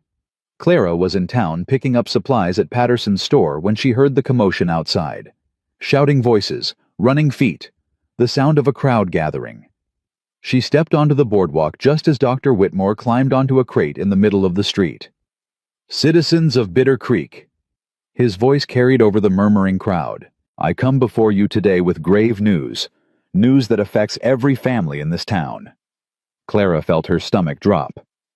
"It has come to my attention," Whitmore continued, "that there is a dangerous element in our midst. A woman who calls herself a nurse, but who was dismissed in disgrace from her position. A woman who defied the natural order of things and paid the price for her arrogance." "We've heard all this before, Harlan," someone called out. "Move along." "Ah, but there's more." Whitmore smiled, and it was a terrible thing. "Much more. I've received correspondence from colleagues in Boston, official documents, and what I've learned is far worse than mere professional misconduct." Clara's heart was pounding so hard she could feel it in her throat. Clara Bennett was not just dismissed, she was investigated for the suspicious deaths of multiple patients under her care. The crowd gasped. "That's a lie," Clara said, but her voice was too quiet. Nobody heard. Patients who died under mysterious circumstances. Patients whose deaths were attributed to natural causes only because no one thought to look deeper. Whitmore held up a sheaf of papers. "I have the evidence right here. Witness statements, hospital records, the testimony of doctors who worked alongside this woman." "That's a lie." Clara's voice was stronger now, carrying over the crowd. "There was never any investigation. Those documents are fabricated." "Are they?" Whitmore turned to face her, his expression triumphant. "Then you won't mind if we examine them together, in front of the whole town. I won't dignify false accusations with a response." A convenient position for someone with something to hide. Whitmore addressed the crowd again. "Ask yourselves, do you want this woman treating your children, your mothers, your wives? A woman who was investigated for killing patients. She saved my grandson." A voice cut through the noise. Adelaide Wheeler's grandmother. Clara realized she must have come back to town for some reason. She lost 3 fingers keeping that boy alive. "And how many patients in Boston were less fortunate?" Whitmore shot back. "How many died because Clara Bennett thought she knew better than trained physicians?" The crowd was shifting, uncertainty rippling through them.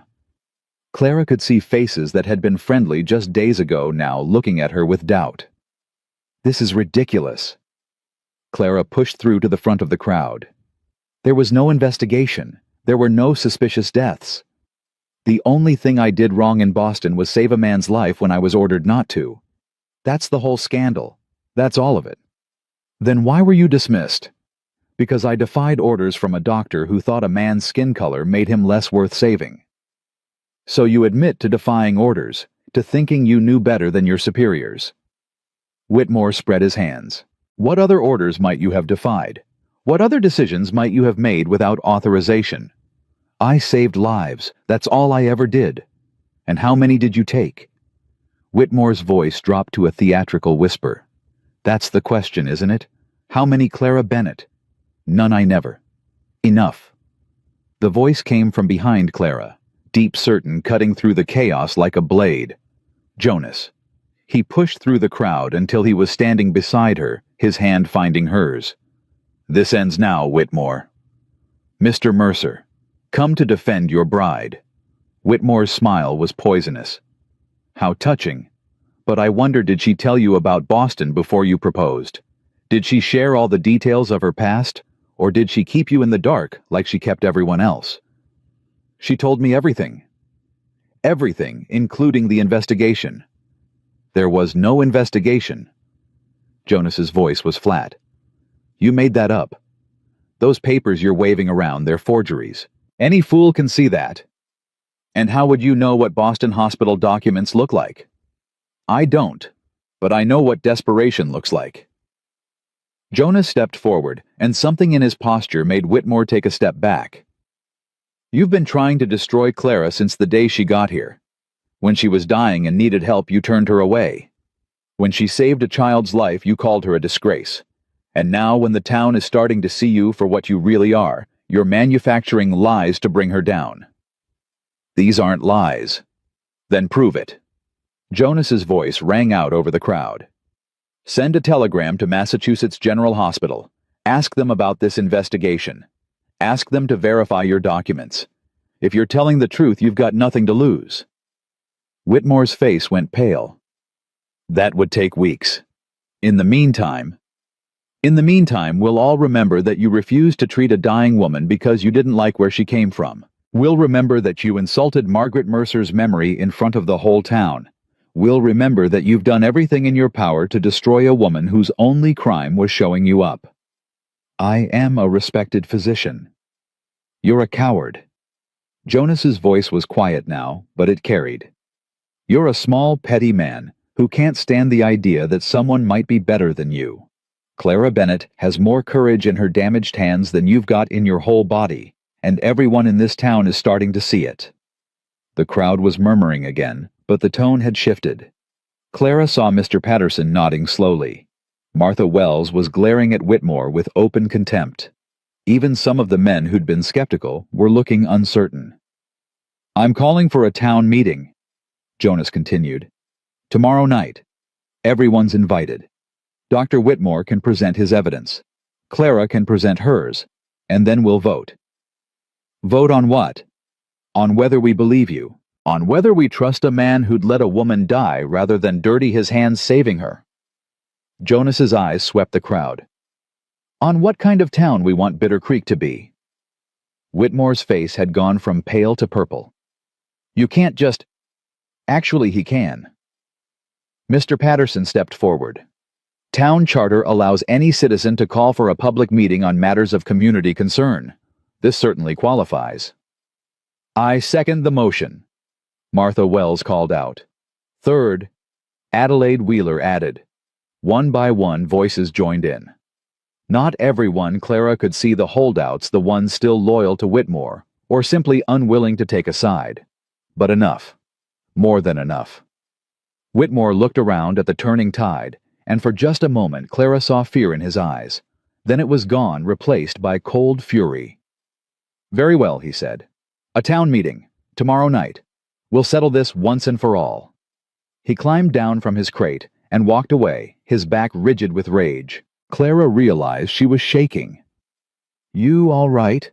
Jonas asked quietly. I don't know. She looked at him. What you just did was overdue. He squeezed her hand. I should have said all that weeks ago. Should have stood up for you from the start. You did stand up for me. You brought me home. You kept me alive. That was the easy part. Jonas's eyes were fierce. Tomorrow's going to be harder. Whitmore isn't going to give up without a fight. I know. You ready for that?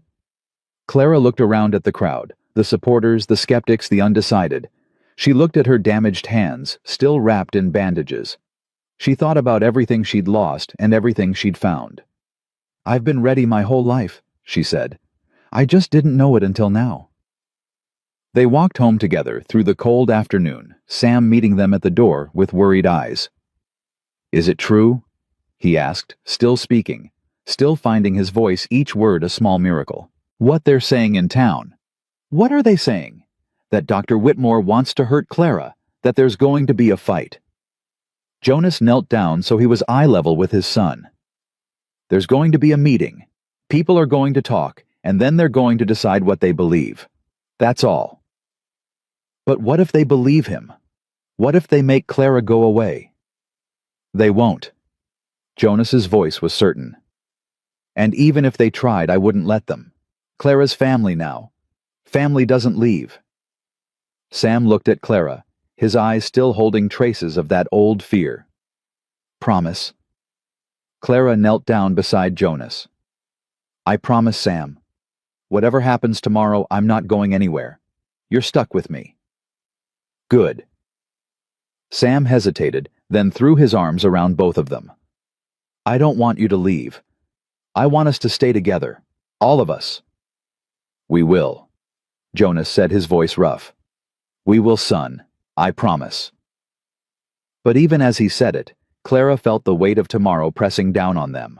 Whitmore wasn't finished. The fight wasn't over. And somewhere in the back of her mind, a cold voice whispered that promises made in kitchens didn't always survive the storms that followed. That night the wind picked up.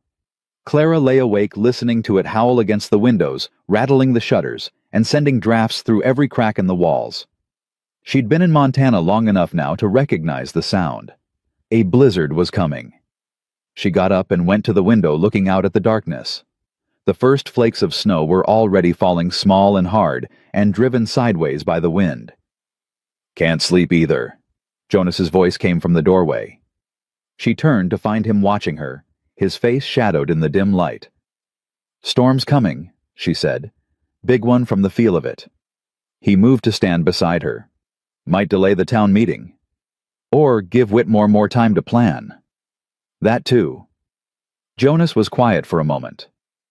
Clara, if things go badly tomorrow. They won't. But if they do, if Whitmore convinces enough people, Jonas. She turned to face him. Whatever happens, we face it together. That's what you said. That's what we promised Sam. I know, He broke off, running a hand through his hair. I keep thinking about what I'd do if I lost you. If they drove you out or worse. And I can't picture it. My mind won't go there. Then don't let it. Clara took his hands. We're going to get through tomorrow. We're going to stand in front of that town and tell them the truth. And when it's over, we're going to come home and start planning our wedding. You make it sound simple. It is simple. Not easy, but simple. She squeezed his hands. The truth is on our side, Jonas. That has to count for something. I hope so. He pulled her close, wrapping his arms around her. God, I hope so. They stood like that for a long time, watching the snow fall, holding on to each other against the storm that was coming. Neither of them knew just how big that storm would be. Morning brought chaos. The blizzard had hit hard overnight, piling snow against the doors and windows, blocking the roads to town. Jonas spent hours digging out the barn to check on the animals, while Clara helped Sam with breakfast. Will we still have the meeting? Sam asked. I don't know, sweetheart. The roads might be too bad. But what about Dr. Whitmore? What about what he said? That can wait. Right now we need to focus on staying warm and safe. But even as she said it, Clara felt the urgency pressing against her chest. Every day that passed gave Whitmore more time. More time to spread lies, to poison minds, to build his case against her. She couldn't let that happen. The answer came mid-morning in the form of a rider struggling through the snow. Jonas spotted him first. Someone's coming. They watched from the window as the figure approached, hunched against the wind. When he finally reached the porch, Clara recognized him, young Tommy Patterson, the shopkeeper's son. Jonas pulled open the door. Get in here, boy. What are you doing out in this? Tommy stumbled inside, snow caked on his coat and hat. Mr. Mercer, Miss Bennett, my pa sent me. He was gasping, trying to catch his breath. It's Mrs. Callahan, the one who lives out by Miller's Ridge. I know her. What's wrong? Baby's coming. But something's wrong. She's been laboring since yesterday, and the baby won't come. Pa tried to get to Doc Whitmore, but the doc says he won't go out in this storm. Says it's too dangerous. Clara felt ice form in her stomach. He won't go. No, ma'am. Says if Mrs. Callahan dies, it's God's will. Tommy's young face was tight with fear. But my pa says that's murder, letting a woman die when he could help. And he said maybe you could... Where does she live? Clara. Jonas caught her arm. You can't go out in this. The storm will kill you. The storm might kill me. Childbirth definitely will kill her if no one helps. Clara was already moving, gathering supplies. I was a nurse, Jonas. I've delivered babies before. I can help.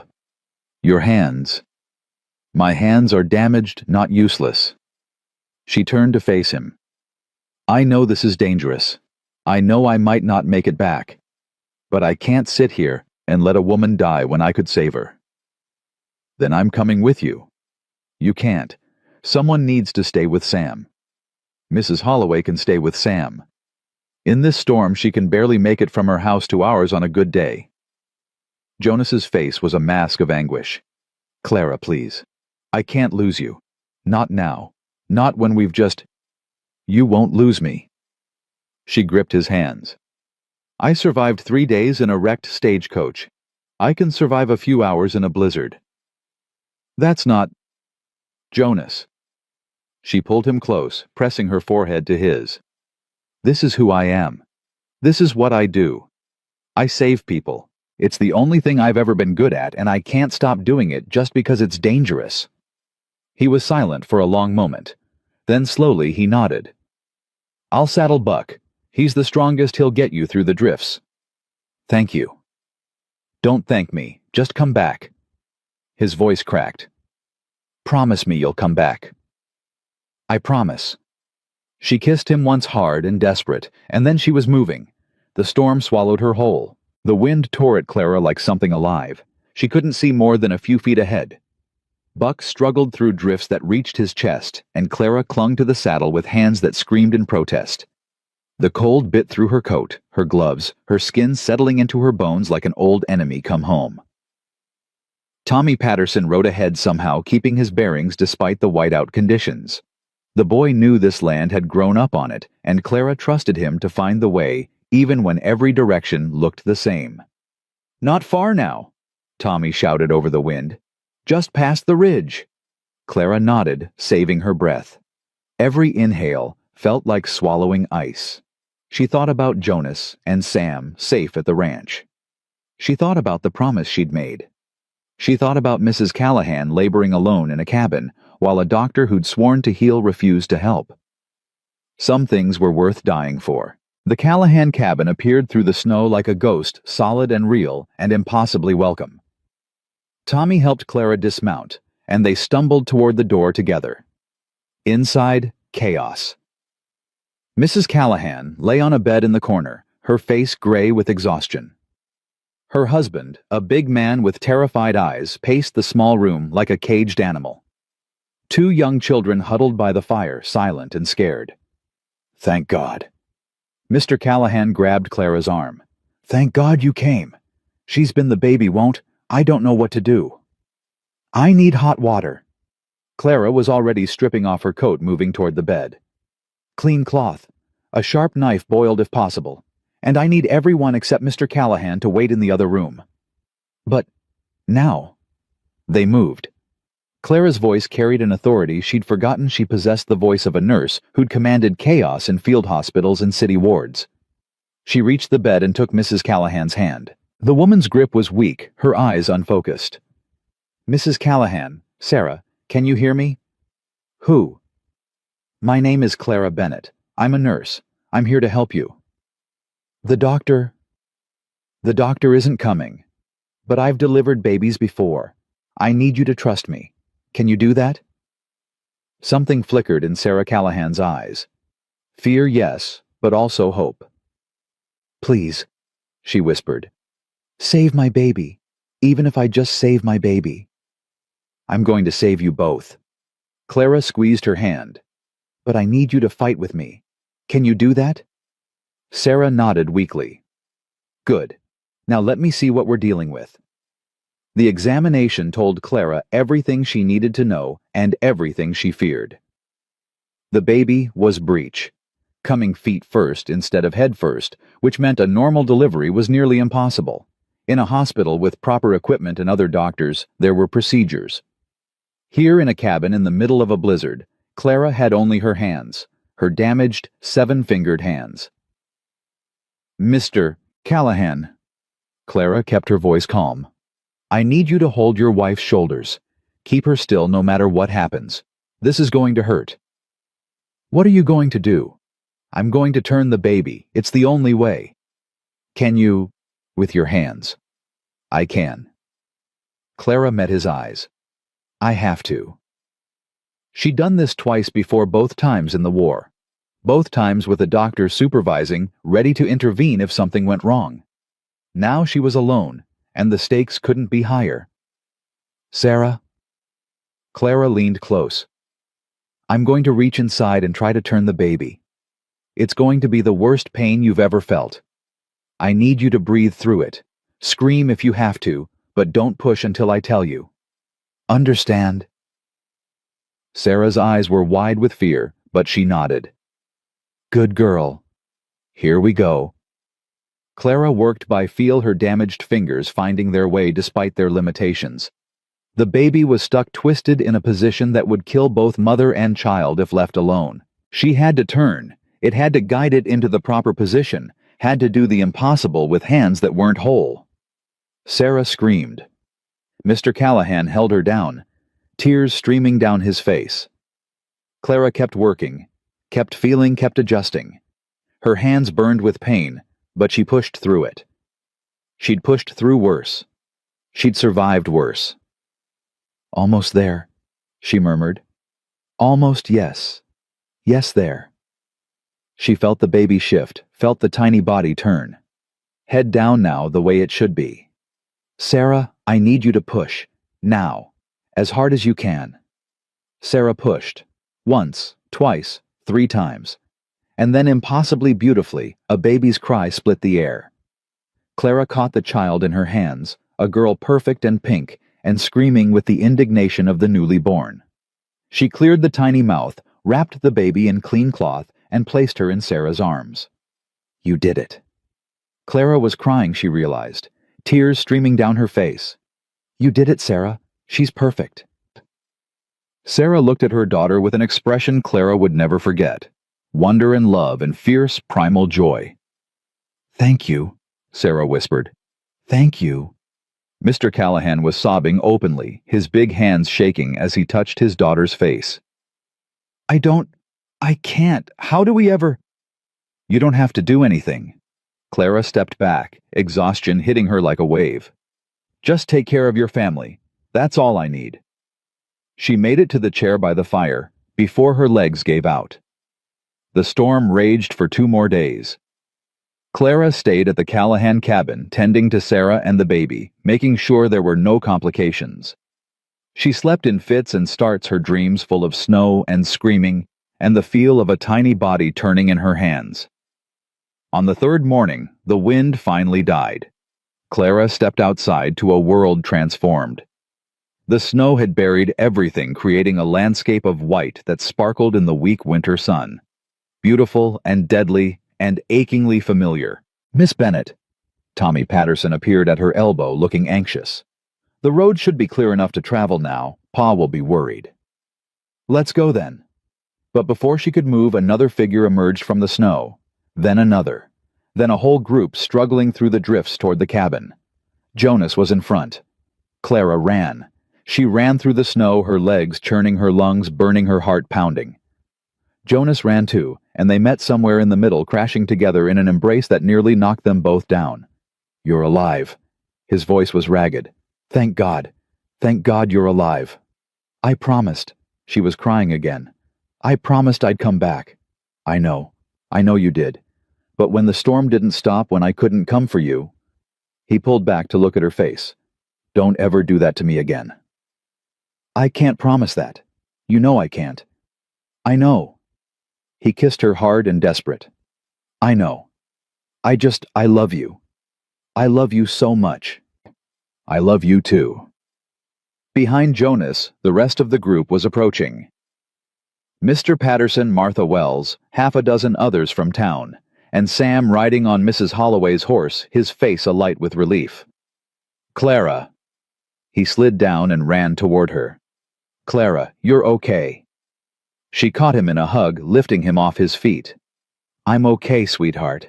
I'm right here. Papa said you might not come back. He said the storm might, but I knew. I knew you'd be okay. How did you know? Because you promised. Sam's voice was certain. And you always keep your promises. Clara looked at Jonas over his son's head. This was her family. This was what she'd been fighting for. This was worth everything. The town meeting happened 3 days later. The church was packed. Every seat was taken, and people lined the walls, crammed into every available space. Clara sat in the front row, flanked by Jonas and Sam, trying to project a calm she didn't feel. Dr. Pretty. Whitmore sat on the opposite side, his expression smug. He still had his evidence, his accusations, his poison. The storm had delayed the confrontation, but hadn't prevented it. Judge Morrison, the circuit judge who traveled through once a month, had agreed to preside.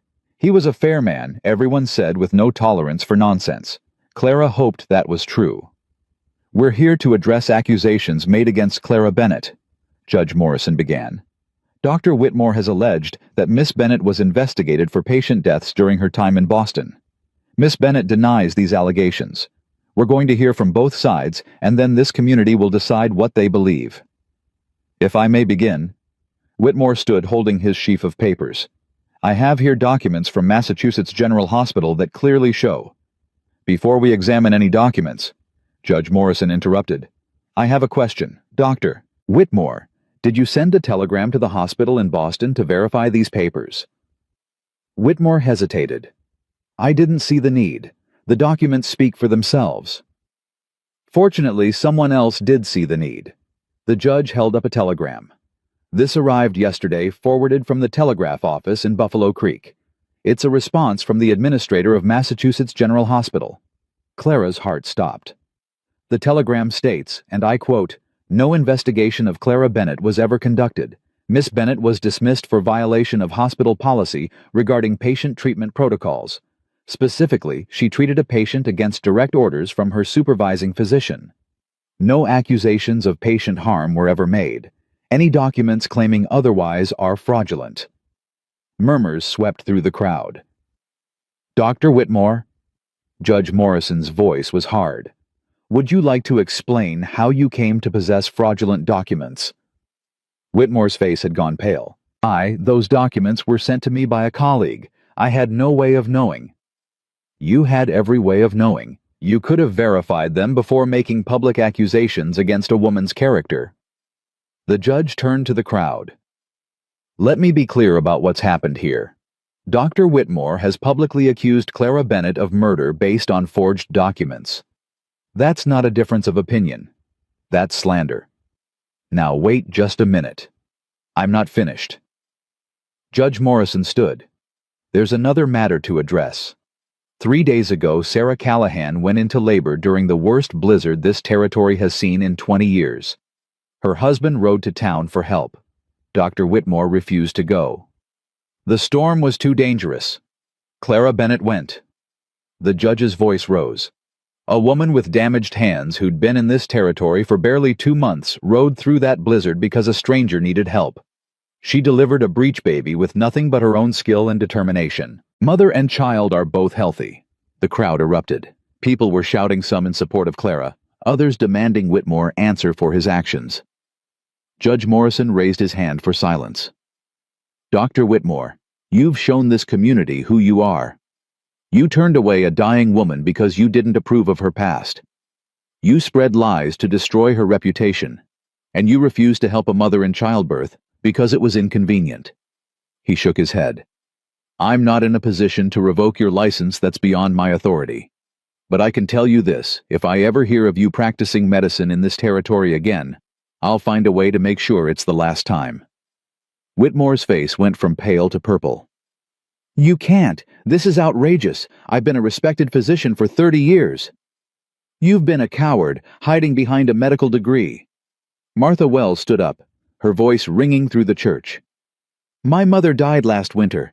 You said there was nothing to be done, but Clara Bennett looked at those same symptoms and told me exactly what was wrong, an abscess that could have been treated if caught earlier. My son had a fever for 3 days. Another voice from the back. You told me to let it run its course. Clara gave me willow bark tea and told me how to bring it down. He recovered in 2 days. She set my daughter's broken arm. She helped my wife through her monthly pains. She stitched up my hand when I cut it on the plow. One by one people stood. Story after story of Clara helping, healing, caring for people who needed it. Not for money, not for recognition. Just because it was the right thing to do. Clara sat in stunned silence, tears streaming down her face. She'd thought she was alone. She'd thought the scandal had followed her, that she'd never escape the shadow of what happened in Boston. But these people, these strangers who'd become neighbors, who'd become friends, they saw her. The real her. Not the disgrace, not the scandal. Just Clara trying her best to help. "I think we've heard enough." Judge Morrison's voice cut through the testimonies. "Clara Bennett, please stand." Clara stood, her legs shaking. "You came to this territory under difficult circumstances. You've faced accusations, slander, and hostility. But you've also shown this community what courage looks like." The judge smiled slightly. "I don't know what happened in Boston, and frankly, I don't care. What I know is, what I've seen here, a woman who rides through blizzards to deliver babies, who treats the sick with compassion, who puts others before herself, even when it costs her." He turned to the crowd. "Does anyone here object to Clara Bennett remaining in Bitter Creek as a full member of this community?" Silence. "Does anyone object to her marriage to Jonas Mercer?" More silence, and then from somewhere in the back, someone started clapping. It spread like wildfire. Within seconds, the whole church was applauding, cheering, stamping their feet. Clara looked around in wonder at faces she was only beginning to know, faces that were smiling, welcoming, accepting. Jonas took her hand. Sam pressed against her other side. Home, Clara thought. This is what home feels like. Whitmore left town that night. Nobody saw him go. He simply packed his bags, loaded his buggy, and disappeared into the darkness. By morning, his office was empty. His house, locked up, his presence in Bitter Creek, erased like a bad dream. "Good riddance," Mrs. Holloway said when she heard the news. "That man was a boil on this town's backside for too long." "What will people do for a doctor?" Clara asked. "They'll do what they've been doing for weeks now, come to you." The widow smiled. "Don't look so surprised. You're the closest thing to a real healer this town has had in years." "I'm not a doctor. I don't have a license. Neither did my grandmother, and she delivered every baby in her county for 40 years. Mrs. Holloway patted Clara's hand. "Out here, we don't much care about licenses. We care about results, and your results speak for themselves." The wedding happened 2 weeks later. It was a small affair, just family and close friends gathered in the Mercer front room. Judge Morrison performed the ceremony, and Mrs. Holloway cried the whole way through. Sam stood beside his father as best man, and when Jonas slipped the simple gold band onto Clara's finger, the boy's smile was brighter than the winter sun. "Do you, Clara Bennett, take this man to be your husband?" "I do." The words felt like coming home. "And do you, Jonas Mercer, take this woman to be your wife?" "I do." Jonas's voice was rough with emotion. "God, I do." "Then by the power vested in me, I now pronounce you husband and wife." Judge Morrison grinned. "Kiss her already, Mercer. You've been waiting long enough." Jonas kissed her, and the room erupted in cheers. Later, after the guest had gone and Sam had been put to bed, Clara and Jonas sat together by the fire. Husband and wife, a family. "I can't believe it's real," Clara said softly. "A few months ago, I was alone, disgraced, dying in a snowbank, and now you're stuck with me." Jonas pulled her close. "For better or worse." "Mostly better, I think." "Let's hope so." He kissed her forehead. "Clara, I need to tell you something." "That sounds serious." "It is." He pulled back to look at her face. "I've been thinking about what you said about being a healer, about helping people. And I think you should do it, officially. We could turn the old barn into a clinic, nothing fancy, just a place where people can come when they need help. I've got some money saved, and with what the ranch brings in, Jonas." Clara's heart was so full she could barely speak. You'd do that for me? I'd do anything for you. Don't you know that by now? He took her damaged hands in his. These hands saved lives, Clara. They saved my son. They saved our neighbor's baby. They saved me in every way that matters. He kissed her knuckles gently. I want to help you keep saving people. For as long as we live.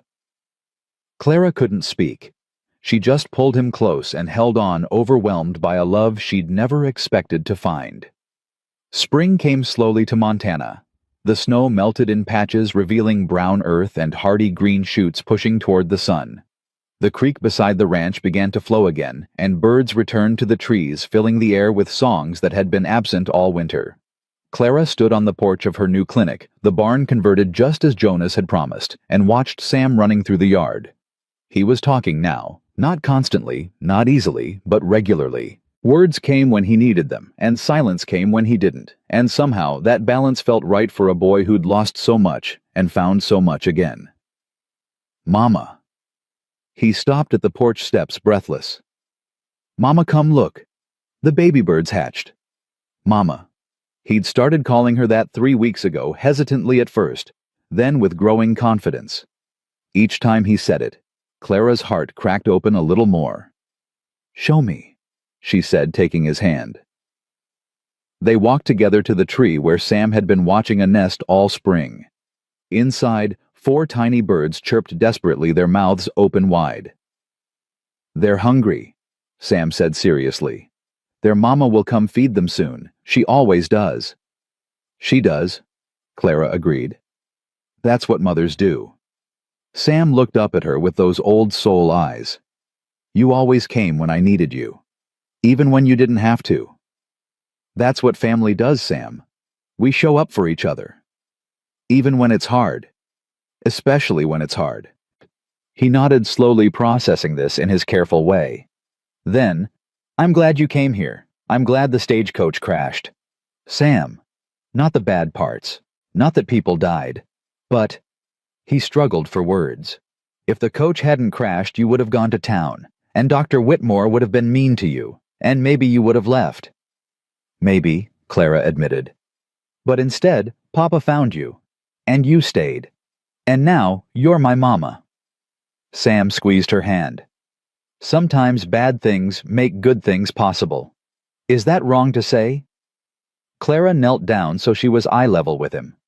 No, sweetheart. That's not wrong at all. That's wisdom. What's wisdom? Understanding that life is complicated, that sadness and happiness can exist together, that we can grieve what we've lost while still being grateful for what we've found. Sam thought about this. I still miss my first mama, but I love you too. Is that okay? That's more than okay. Clara pulled him into a hug. Your first mama will always be part of you. Loving me doesn't change that.